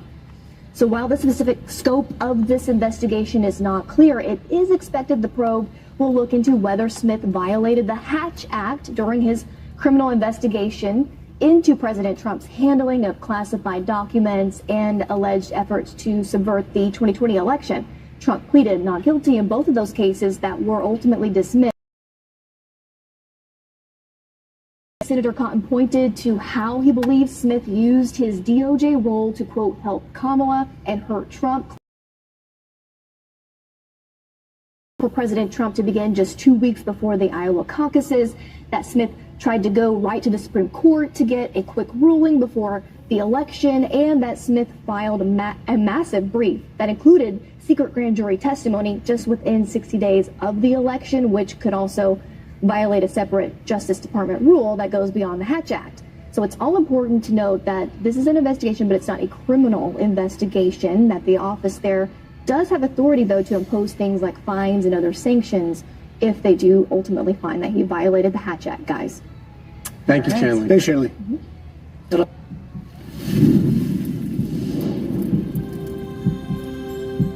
goes next one. He usually grows pretty fast. Let this soft mineral melt under your tongue to improve vision so you can say goodbye to your optometrist for good. Did you know?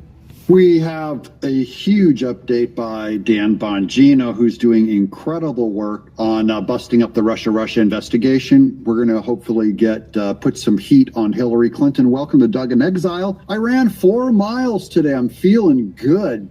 So I'm asked how I can stand doing 4 videos a day on my channel. And it's because I run 4 miles this morning.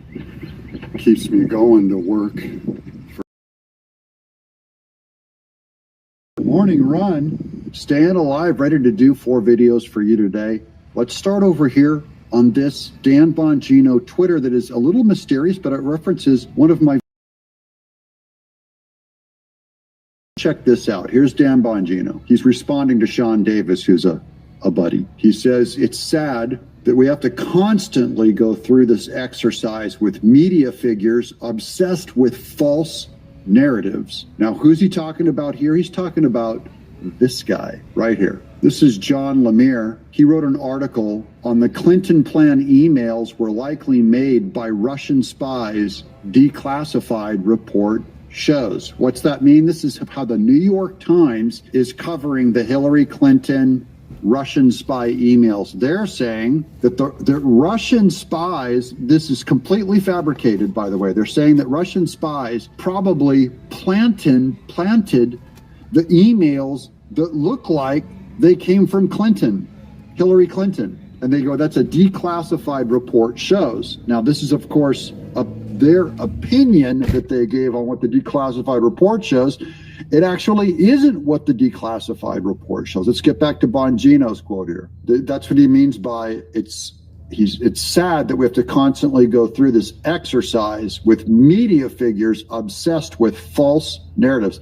Dan Bongino's calling that media figure at New York Times a liar, a false narrative. That's what a false narrative is. It's a lie. And then he's down here quoting my buddy Sean Davis, saying Sean is correct as he lays out the fact pattern about the attempted takedown of President Trump. I strongly, he writes in all caps, caution you against accepting media-driven narratives about the collusion hoax. That is, anything that mainstream media is saying about it is a lie, given their roles in promoting the hoax in the first place and the discovery of new information since the director, Kash Patel, and I took over. Now, he's saying, how can you trust the media like the New York Times when they were part of disseminating or spreading the information, the lie in the first place? The original lie about the Trump-Russia collusion hoax never would have gone anywhere if the New York Times didn't spread the lie and spread that poison everywhere. Now we're going to get to what Sean Davis, this is what Dan Bongino agrees is all true. He says Sean Davis is right. He's right here in Franklin, Tennessee, and I love him. He's a great truth teller. By the way, he gives Mike Johnson a lot of heat, so he's one of my buddies that is no fan of Mike Johnson. He says that's not what it shows at all. To the New York Times is straight up lying. Now he's going to straighten out. This is just a list of facts. It's going to get a little technical, but it's good for us to learn the vocabulary. The Durham Annex never states at all that the specific intelligence was fabricated. That's what the New York Times said, it was fabricated. It says the exact opposite, that his office was never able to determine definitively whether the purported Clinton campaign plan was entirely genuine, partially true, a composite pulled from multiple sources, exaggerated in certain respects, or fabricated in its entirety, unquote. They can't tell because there's no source. They don't have the original source. Number two, at the time of the intel, which Ben Smith says was fake, was received, John Brennan took it so seriously that he briefed Obama about it, took notes about it, and stashed the notes away in his safe. Number three, James Comey specifically went under oath and cited the Clinton plan intelligence as one of the major reasons he chose to unilaterally usurp the authority of Loretta Lynch, that's who met with Obama on the airport tarmac, and they had a private secret message to each other, and to declare that the U.S. government should not charge Hillary Clinton for her use of an illegal private email server. Number 4, Comey told Congress that he believed the Clinton plan intelligence was genuine. Quote, so far as I know at the time and still think, unquote, Comey testified in 2018. The material itself was genuine, says Comey. And remember, Comey knew the material itself was not genuine, that it was made up. Number 5, FBI General Counsel James Baker said he was greatly concerned about the intel and specifically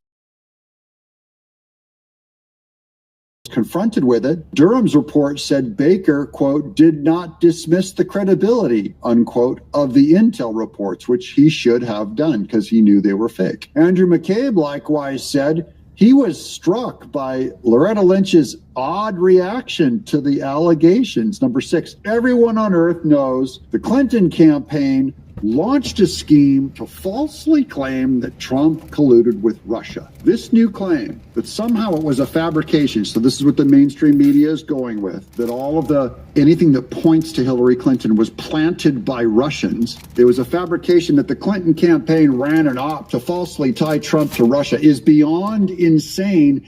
It's sociopathic, he says. Yeah, Dan Bongino's warning us about the media that lied before, lied throughout, and now are lying again. We cannot trust them. That's why we're staying on this story so long, guys. Now here's Kash Patel on that release of that Chuck Grassley statement that we did a video on earlier. Here's FBI Kash Patel. This was tweeted by Dan Bongino, also retweeted him. He says, good summary of what we, the FBI, found and declassified for the first time ever, more to come. I want to emphasize that this is the first time and by the way, this is by Charlie Kirk. Newly declassified documents from the Durham Report Annex made public by Senator Grassley indicate the intel community was fully aware of Hillary Clinton campaign plan to falsely tie President Trump to Russia. That's what we're going to keep emphasizing. It was the entire intelligence community knew it was false and spread a lie for Hillary Clinton, leaked it to the media, and the media spread the lie for her. But this is what's most important, is that this was declassified for the first time ever. Now, many of you, before you even quote it, don't put it in the chat, because I'm going to tell you right now what many of you are going to say. You're going to say, it's all the same. There's not going to be any arrests. I read that comment about, 100 of you, maybe even 200 of you, automatically say the same thing. There will be no arrests. This time I think you're wrong, because this is the first time this stuff has ever been declassified. So you know why there hasn't been an arrest before? Because Trump didn't win, didn't appoint Bongino and Kash Patel and Tulsi Gabbard and Pam Bondi to release this stuff. It was covered up. This is the first time it was ever declassified. Chuck Grassley just posted, this is the annex, kind of the appendix of the Durham report. That's why there's been no arrests. So now you go, it's just like always, there'll be no arrests. No, you have to have evidence to make an arrest. This is the first time we've had hard evidence, the actual paperwork. Giving them some happy times here. Now, here's more. This is Dan Bongino. This is just another tweet of what they found on intelligence server that would send out our nuclear information to China to help them weaponize nukes. This is why it's important that remember, they're doing all this work, right? It's been 3 months. In the middle of this work, they get a call from all of MAGA and all of media to jump off all this stuff that you're working on. Go do Epstein. Quick, get Pam Bondi, get Dan Bongino, get on Epstein or you're traitors. And this is what Dan Bongino's working on instead. More updates for you on our efforts to defend the homeland and protect the American people from foreign adversaries. This week, Cadence Design System Incorporated, a multinational electric design automation software and hardware company, just know it's a tech firm, pled guilty to committing criminal export violations. What were they exporting? Our intelligence to China, and will pay more than $140 million in criminal and civil penalties. Cadence sold sensitive semiconductor design tools and technology to a restricted Chinese military university involved in the development of supercomputers which are believed to support military and nuclear explosion simulations in China. Important or not important, guys? The Dan Bongino do his job in the FBI and bust this stuff. This is an emergency. So yes, there have been fines and arrests. Now, why? Devin Nunes was a truth teller. This is from 10 years ago. Listen to this tweet. This is the exact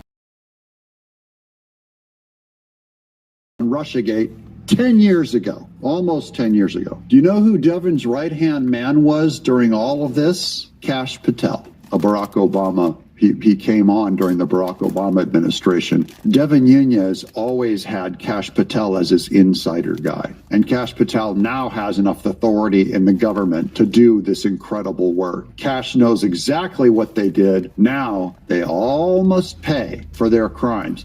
This is the first time we have evidence on it. Here's Devin Nunes on C-SPAN from, 2017? As promised, I'm going to continue to keep you apprised of new developments. Some significant developments, I think, occurred over the course of the last few days with information that was brought to my attention.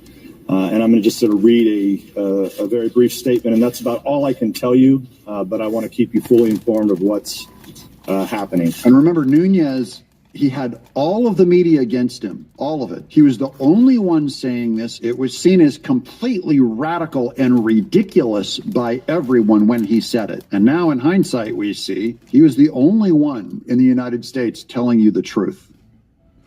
This is simply the best moving hack you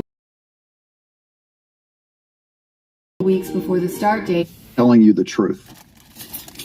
At our open hearing on Monday, I encouraged anyone who has information about relative topics, including surveillance on President-elect Trump or his transition team, to come forward and speak to the House Intelligence Committee.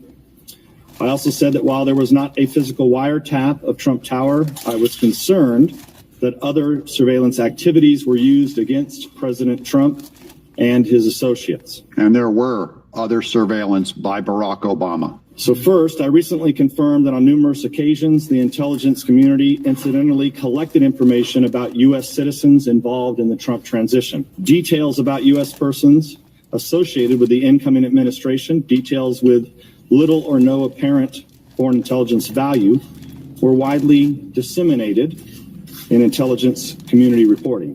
Third, I have confirmed that additional names of Trump transition team members were unmasked. And fourth and finally, I want to be clear, none of this surveillance was related to Russia or the investigation of Russian activities or of the Trump team. The House Intelligence Committee will thoroughly investigate surveillance and its subsequent dissemination to determine a few things here that I want to read off. Who was aware of it, why it was not disclosed to Congress, who requested and authorized the additional unmasking, John Brennan, whether anyone directed the intelligence community to focus on Trump associates, and whether any laws, regulations, or procedures were violated. All by James Comey and Clapper. Now, who's Devin Nunes? In case you don't know who he is, he currently holds these two primary professional roles. He serves as the chairman of President Trump's Intelligence Advisory Board. It's a position that he got, that's back in January 20th, the day Trump got inaugurated. He pulls Devin Nunes and puts him on the intelligence board. He's recently appeared he's doing media work.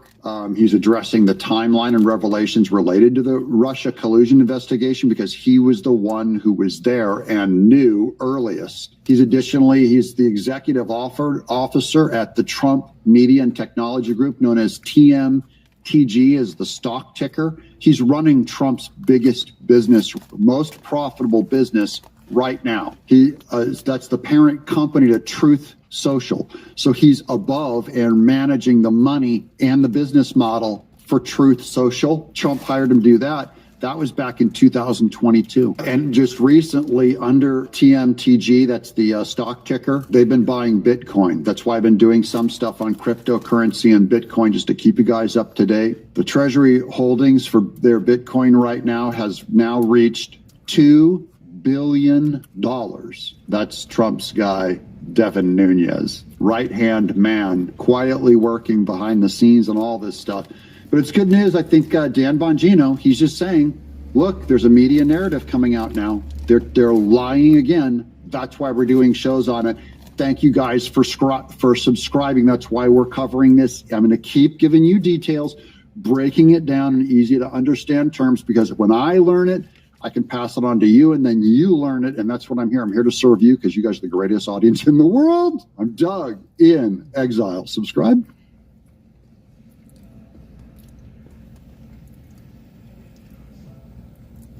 Then answer this short quiz. So many big stories. President Trump continues to call for the arrest of top Democrats, including Obama, Hillary Clinton. He says he regrets not doing this last time and that it is time to officially drain the swamp.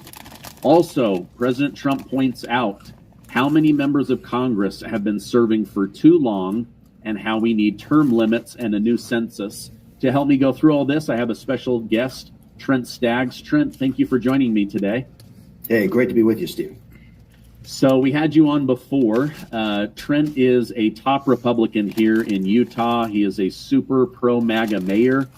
He also ran for Congress and will hopefully run again down the road. President Trump is starting to put out memes. He put out a video of Barack Obama being arrested. He did an interview earlier this week where he said he regretted not going after Hillary Clinton. He thought that was the kind thing to do. And then look at what they did to him. Now, today, he's putting out, until this happens, nothing will change. Yep. He wants to see James Comey, John Brennan, Clapper, McCabe, Hillary Clinton, Obama. He says these people have to go to jail. Yep. And I put out yesterday that if criminals aren't held accountable, then their crimes are just repeated. What are your thoughts on all arresting people? Yeah, I mean, this is it's unbelievable, right? The amount of information that has been coming out over the last few weeks. Tulsi Gabbard, DNI Director of National Intelligence, coming out and just essentially saying that the level of corruption reached all the way to the top. And I'm with you 100%. I mean, the accountability has to be there. That's what put President Trump in office. This amazing, charismatic leader that cares about the average American and wanting to bring some accountability back to government, get the swamp, the establishment creatures out. That's why I was so proud to have his endorsement in the U.S. Senate campaign last year. I'm proud to be serving in his administration today within the Small Business Administration and trying to cut out all regulation. But that's exactly the case. We've got to have accountability. These folks have to do time in order for just the credibility to be brought back. I'm sure you've seen a lot of the polling data recently that just illustrates that faith and belief in institutions here in America is at an all-time low, Stephen. And I think this is the reason why, because we have rules for thee, but not for me. And even worse than that, we see the politicization and the weaponization of Department of Justice, and they clearly did President Trump. Yeah, I was shocked. I've been saying, okay, I think they're going to drag Obama through the mud. I think that they are going to humiliate him, try to ruin his presidential pristine record. I think all of that's going to happen. But then one of the top lawyers in America, David Schoen, he actually came out this week and said, I don't know that you can get Obama on treason, but you could certainly get him on seditious conspiracy, especially if he did even one single thing after office. Then they could impeach him and go after him. I don't know that we will. I'm going to stand by. I don't know that we'll actually get him. But I do believe that they could get John Brennan, James Clapper, James Comey, even Hillary Clinton. It's time to finally open the investigation that James Comey refused to do as he was trying to rig the election against Donald Trump.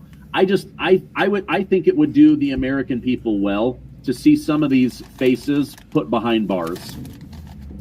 Well, absolutely. And, you might be right with respect to Obama and the level of immunity that he may have. Although I believe personally, you shouldn't have, the hard time I have with this is that they have sworn an oath, right?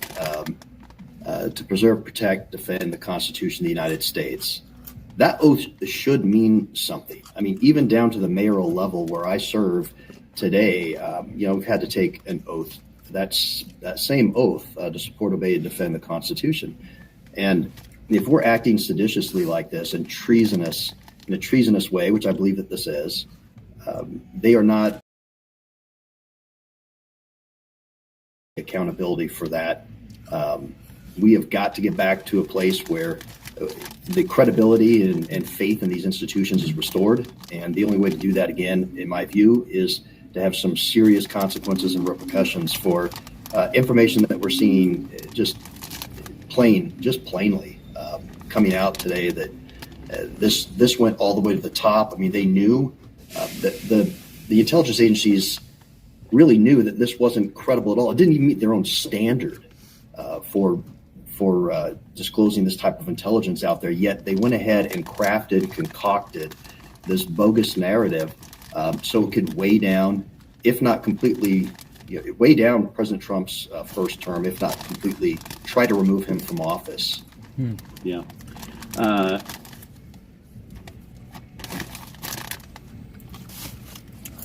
None. Perhaps this is the number one enemy against type 2 diabetes. The video you're watching costs $1 billion. And yes, you heard me right. That's the exact price Pfizer, Walgreens, and other pharma giants are willing to pay to they're saying, Obama might get away with this because of presidential immunity. But that presidential immunity only comes when you are behaving within your office of president, right? Betraying the country, trying to overthrow an election, overthrow the government. Yeah. That is not part of a president's duty, right? Like, we were all agitated that Joe Biden, as president, was betraying his oath by allowing the United States of America to be overrun by illegal immigrants. How is it any different than Barack Obama conspiring with U.S. intelligence agencies to literally overthrow the government that was properly elected with an actual election that Donald Trump won? I think if they start digging into this, and I think this is why Trump is trying to drip this information out. A couple of weeks ago, nobody was thinking about Obama. Nobody was thinking about crimes or anything. So I think they have to let this stuff, because once it becomes familiar and common, if they make a move, people are going, well, it's been in the media. They might do this for many months. I don't know. What are your thoughts on that? Yeah. Well, I'm glad that he's bringing it to light. This is definitely something that is abhorrent and something that, again, has to have consequence. I think you're right. I think that immunity only has certain, has a certain boundary within it. And I believe that Obama crossed those lines clearly in trying to completely undo the will of the American people that voted in President Trump back in 2016. It was, you have to think back. There's so much going on in the news cycles these days, but you think back to those years, and my goodness, the administration was weighed down so heavily. It was mired in so much. We could have accomplished so much more. You look at administration. It is phenomenal. I mean, the amount of things he's been able to accomplish. If he didn't have that albatross around him, the media, and of course the Democrats and the progressive left just attacking nonstop, weighing him down, we could have accomplished so much more as a country. And that is what is so disheartening to me, that this has really become, when I ran last year and had great patriots like Tommy Tuberville come out and talk, he said, this is really increasingly becoming American versus anti-American. And we have an establishment swamp that is anti-American, 100% in my view. and that's, they don't care at all about you and I. They only care about amassing power, maintaining power, and doing all that they can to knock people out. Yeah. A thought that I've been having this last week, Trent, is, before President Trump came in, Dr. Anthony Fauci said there's going to be a surprise pandemic during Trump's administration, right? Then we get mired down in this Russia bullcrap. And right as that's ending, wouldn't you know it, this surprise pandemic comes out of nowhere. Then we find out that Dr. Anthony Fauci illegally funded it, illegally promoted it. I mean, even Obama was like, we can't be doing gain of function research. And he offloads it to China. Then we end up in this media war with China and an actual war with Ukraine. I just think some of this seems like too much of a coincidence.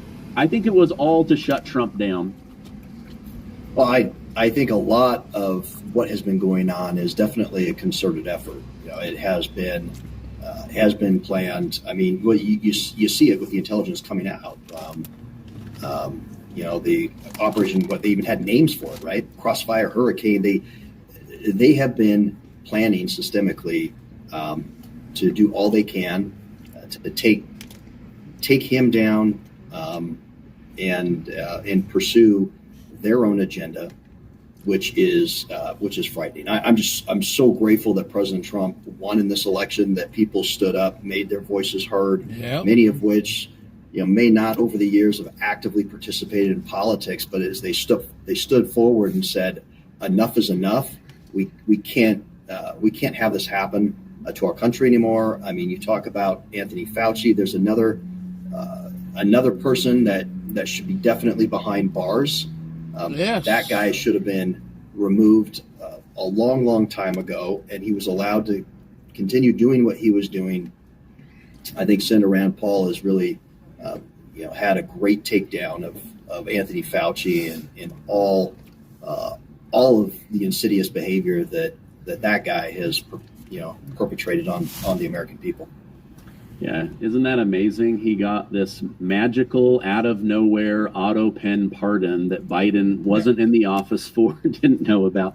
Let me switch gears with you. Right before the 4th of July, just as we wrap up July, there were all these protests. Oh, Donald Trump thinks he's a king. He's a king. In America, we don't have kings. President Trump put out today, he's like, you guys say I'm a king? Look at this. Chuck Grassley, 50 years in government. Joe Biden, 48 years. Chuck Schumer, 44.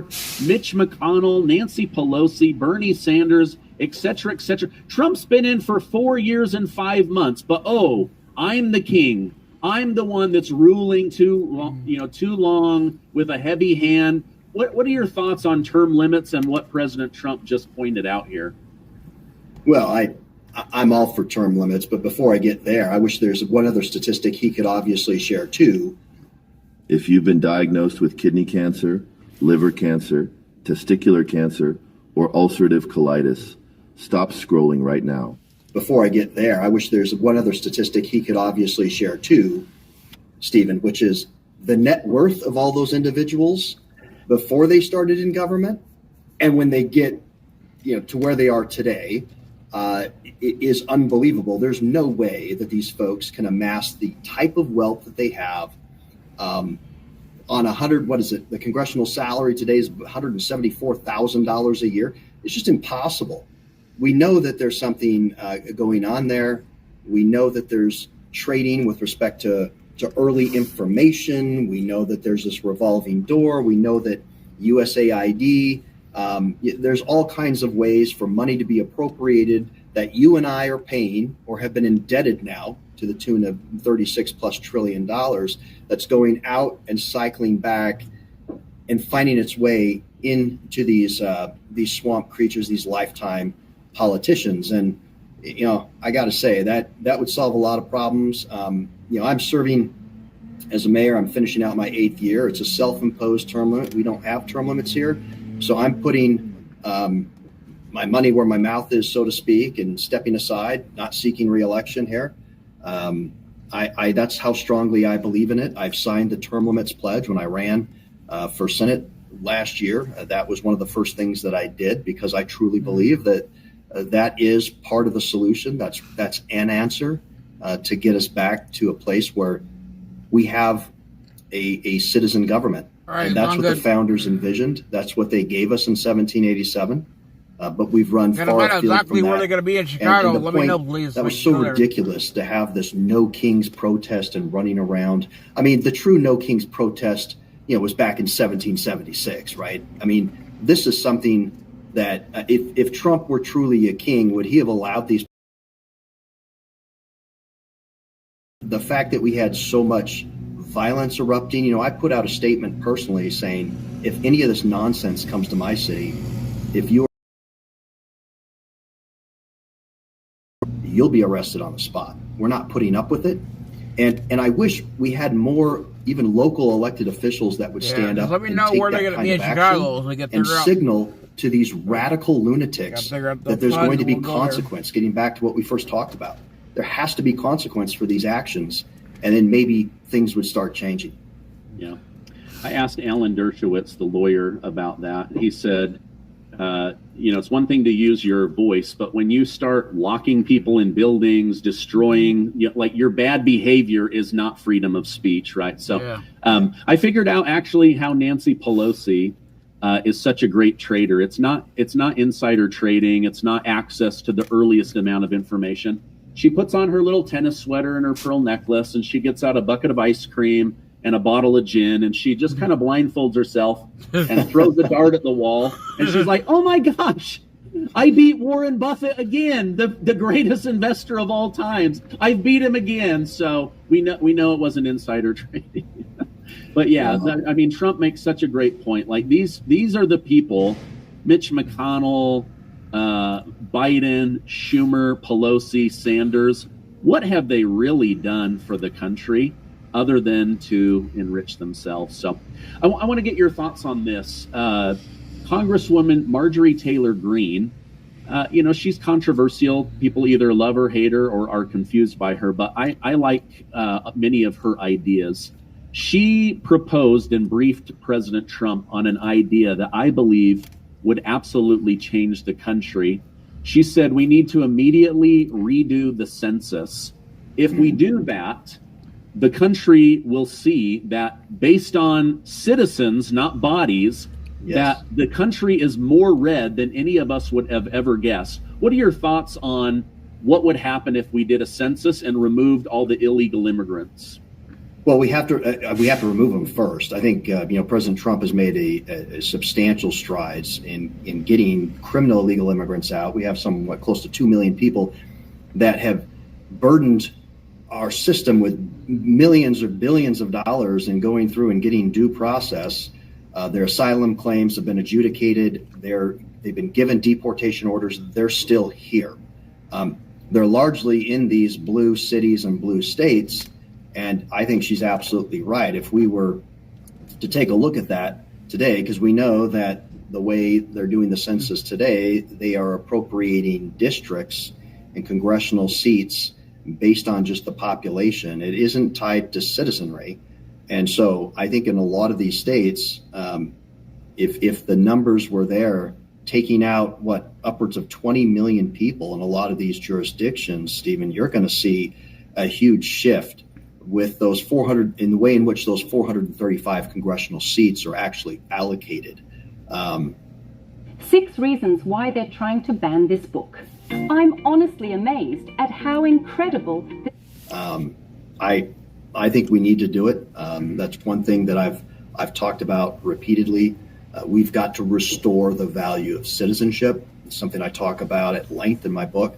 It's that whole concept of citizenship our founders had was that this was a sacred duty, and it wasn't just a legal status or some type of passive entitlement that people would receive. And it's been so cheapened over the years because of many factors, but not the least of which the lack of enforcement of immigration, that we are where we are today. But yeah, that's a huge step in the right direction, is to redo the census and make sure that seats are allocated actually based on, legitimate U.S. citizenship representation.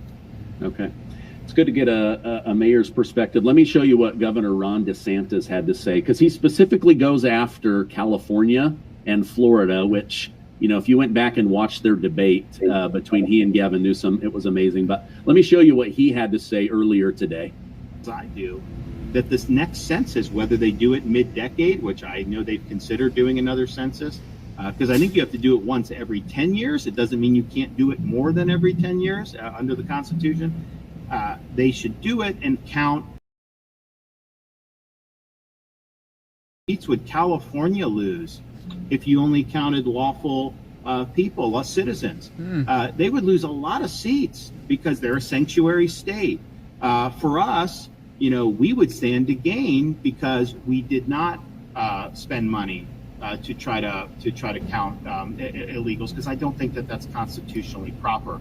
That is ultimately going to be resolved by the U.S. Supreme Court, because I do think the Trump administration is going to put in for a census that is not going to count foreign nationals. All right. So he goes on, but how many seats would California lose? How many seats would Florida pick up? They just redistrict Texas based on population, cities, neighborhoods, new zoning, all of that.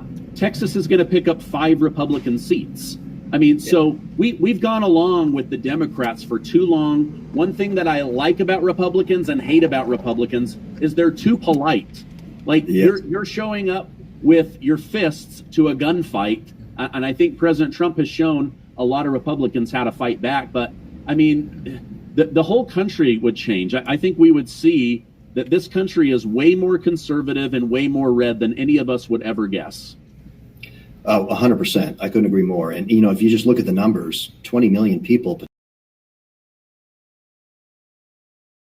we have 4 congressional seats, right? 6 electoral votes, and it's on average about 750 represents.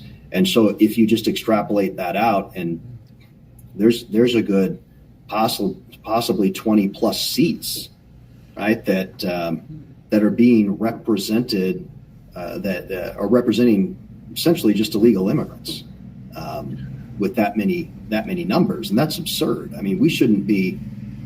The representation should be based on. I agree with Governor DeSantis there. It should be based on a citizenship status. Why would we wouldn't be counting foreign diplomats into the population set of a given congressional seat in the area? So that's absurd. It should just be U.S. citizenry based. And in doing that, I agree with you wholeheartedly. We're going to find that a lot more seats go to the Republican side of the aisle. And you're right. I've been critical of my own party, just as you have, with respect to just kind of this teddy bear type of attitude, right? We've got the Democrats always play hardball, and whenever they're in power, they use that power and try to wield it as much as they can. That's good. That little turd you can we have all 3 branches of the government at this point, or excuse me, the presidency, the House, and the Senate, and we need to be able to take advantage of that. I love what's going on in Texas. And I love the thought of having a census now I got 2 little and turds. just counting only U.S. citizens. Yeah, I completely agree. All right, Senator Cory Booker lost his mind. He's losing his mind about Donald Trump. That's a daily occurrence. He's losing his mind about his own party. Democrats literally have no path forward. They're at the lowest polling they've ever been. They are not trusted. They have no good ideas. Whatever the 80-20 policy is, they're like, you know what? We're going to lean into the 20. The things that people care the least about is where we're going to put the most amount of effort. Let me show you this clip of him having a meltdown, and then we'll discuss it together. Charlie, I have to play this for you. This happened yesterday on the Senate floor. This is Senator Cory Booker as the Democratic Civil War is now well out in the open. gotta be kidding me. He should turn it up. When will we stand and fight this president? Our president is eviscerating the Constitution of the United States of America. I see businesses taking late night talk show hosts off the air because they dare to insult a president. That is complicity with an authoritarian leader who is trashing our Constitution. It's time for Democrats to have a backbone. It's time for us to fight. It's time for us to draw lines. Dear women with edema, try this 2-second edema flush and watch your legs go from this to this. It sounds weird. I'm laughing. He was a little unhinged yesterday. Yeah, he was. And what's really amazing is that's a bill that came out of the Judiciary Committee unanimously. And you know who sits on the Judiciary Committee? I do. Cory Booker. So he's falling apart over a bill that he did not object to in committee, which is kind of how the process works, Spartacus. Look, we spent a lot of time talking about the problems in the Democrat Party, and they're pretty obvious. I think they're much worse than we even realize. And I think that this time, he's obviously trying to posture himself as being sort of the loudest, most, ardent opponent of Donald Trump, and he doesn't think any of his colleagues are doing a good enough job at it. And so he wants to fill that void but it becomes kind of ridiculous. And then what you wind up doing is attacking your colleagues, which he spent much of that time on the floor attacking his own Democrat colleagues. And it's going to get uglier before they find their way. All right. Losing his mind. I think they make a great point. Like, he also didn't bring any good ideas. At this point, he's just the loudest. He's the guy yelling the most. But I thought it was interesting that he said, I can't believe I live in a country where they're taking late night talk show hosts off for being critical of a president. Stephen Colbert's show was losing $40 million a year. That he can badmouth a president? Like, if your show isn't good enough, it should be removed. Your thoughts on Cory Booker's baby tantrum? It's all theater. Oh, it's we're libtards here. The best case scenario, they're right there in the quiet in their room. Impaired. Either damn worst hot case scenario, he's just wittingly dishonest. Completely and utterly dishonest, and it's disgusting. Most people see through it. It's like you were saying, the 80-20. Oh, we're down one. That's why Democrats, I think they have a 16% favorability rating right now, or something lower. Americans are tired of the theatrics like that, complete dishonest litany of nonsense that he spews. And then, as you indicated, there's no solution. It's just riotous, type of speech. And the guy even voted for this, as they pointed out. And to take somebody off of late night, this guy, he needs to go back to school and understand what, just an Econ 101 class, a class on capitalism. He clearly doesn't understand it, because, this is much more to do with a business decision than it had anything to do with the nonsense that Stephen Colbert, would spout. Yeah, he's like, I don't know why CBS doesn't just print more money like us, hey, in the real world, Mr. Booker, we have to actually make a profit or we go under, right? So now, trickster like the Democrats, I would say, look at him making the Adolf Hitler Nazi sign. Oh, this is a guy. And as you correctly pointed out, they don't really have a solution, but I want to point out one, to the third. It's so stupid. I don't see why they don't pick up on this, right? So Donald Trump every month has gone up in the polls, right? Yep. And their only talking point is, at least we're not that guy. At least we're not the guy making Americans happy. At least we're not the guy closing the border. At least we're not the guy getting inflation under control. At least we're not the guy that shut down 6 wars. At least we're not the guy that's putting pressure on Jerome Powell to lower rates so that everybody and every business in America, including the federal government, can pay their bills with a little bit of breathing room. At least we're not that guy, right? That's what they're really saying. Yeah, it's absurd. And I don't want to get in their way, frankly. Let them keep doing what they're doing. Let them have Mamdani as the New York City, candidate here, just a flat out and out communist. It's going to give such a stark. I mean, that contrast is going to become even more stark over the next year or two. Let's get back, take the midterms, ensure that the Trump agenda can continue to advance so that all Americans can thrive. I mean, it's just fascinating to me how he just keeps winning over and over again. All these trade deals now, the amount of capital that's coming in and being invested as a result, the quality of life and standard of living increases for everybody as a result of all the action that is being taken right now. And not to mention, the safety and security that we're going to have by finally having a secure border and just a nation of laws. Yeah, absolutely. Okay, you've got a book, Heirs of the Revolution, Our Civic Duty to Restore Our Republic. Tell me what we're going to learn by reading this book. Oh, man, commercial. Boy. Big tech hates this, and they're scrambling to shut it down because this $99 million military-grade stealth drone is going to learn by reading this book.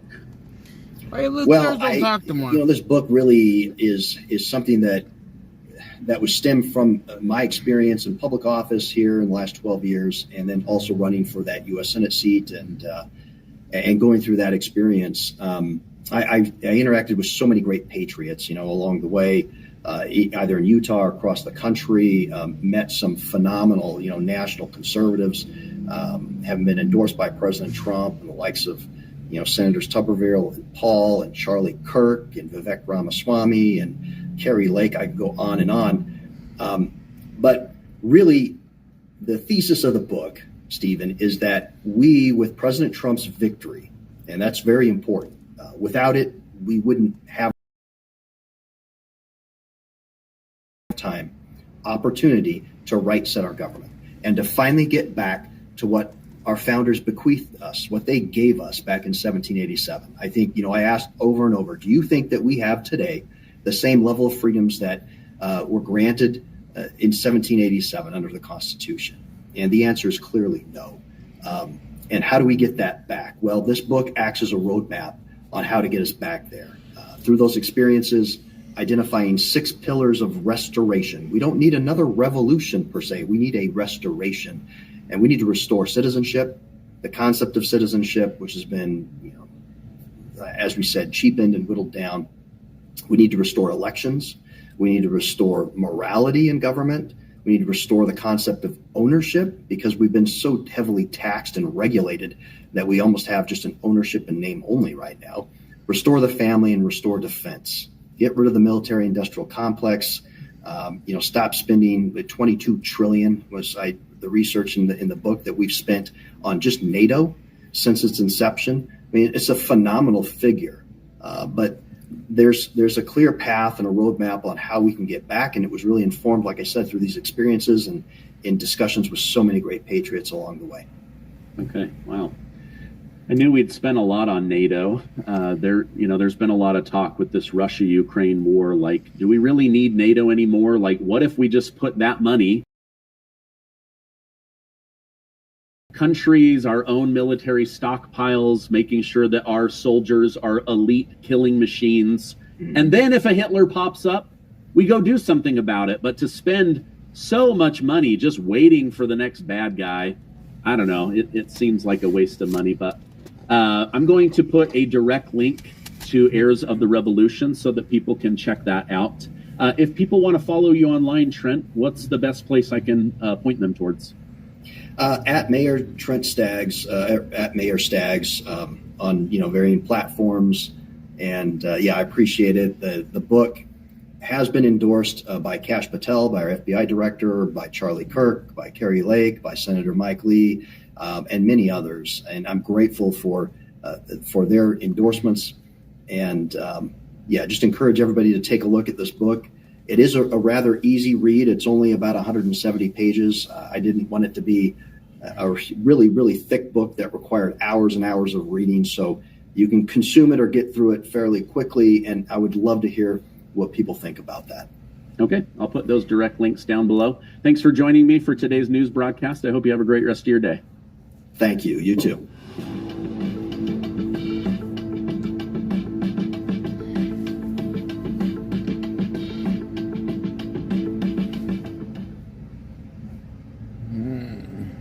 You're over 50. You don't need a gym. Start doing Tai Chi right now. First, it slows aging and supports longevity. Oh boy. The guys continue down the border wall that President Trump built during his first term. And they continue on to check on the gaps that Autopen Joe purposefully. Alright, so we're going to end the live stream now with a little backwatches about the border one. And we'll go from there. I know exactly what this is. So, but thank you to everybody who's tuning in today. And thank you, Liftars, for coming too. I know you're there. I know you're hiding in the background. You can't talk because your little bitch boys out there tell you can't talk anymore. But that's alright. You know, God is good. As soon as we can find out exactly where the hell these are going to be out here in Chicago, hopefully, hopefully we can make some money and get out there. And we'll go out there to the city of Chicago and go see these fucking dumbasses. Alright, y'all have a good night. God bless y'all. Bye.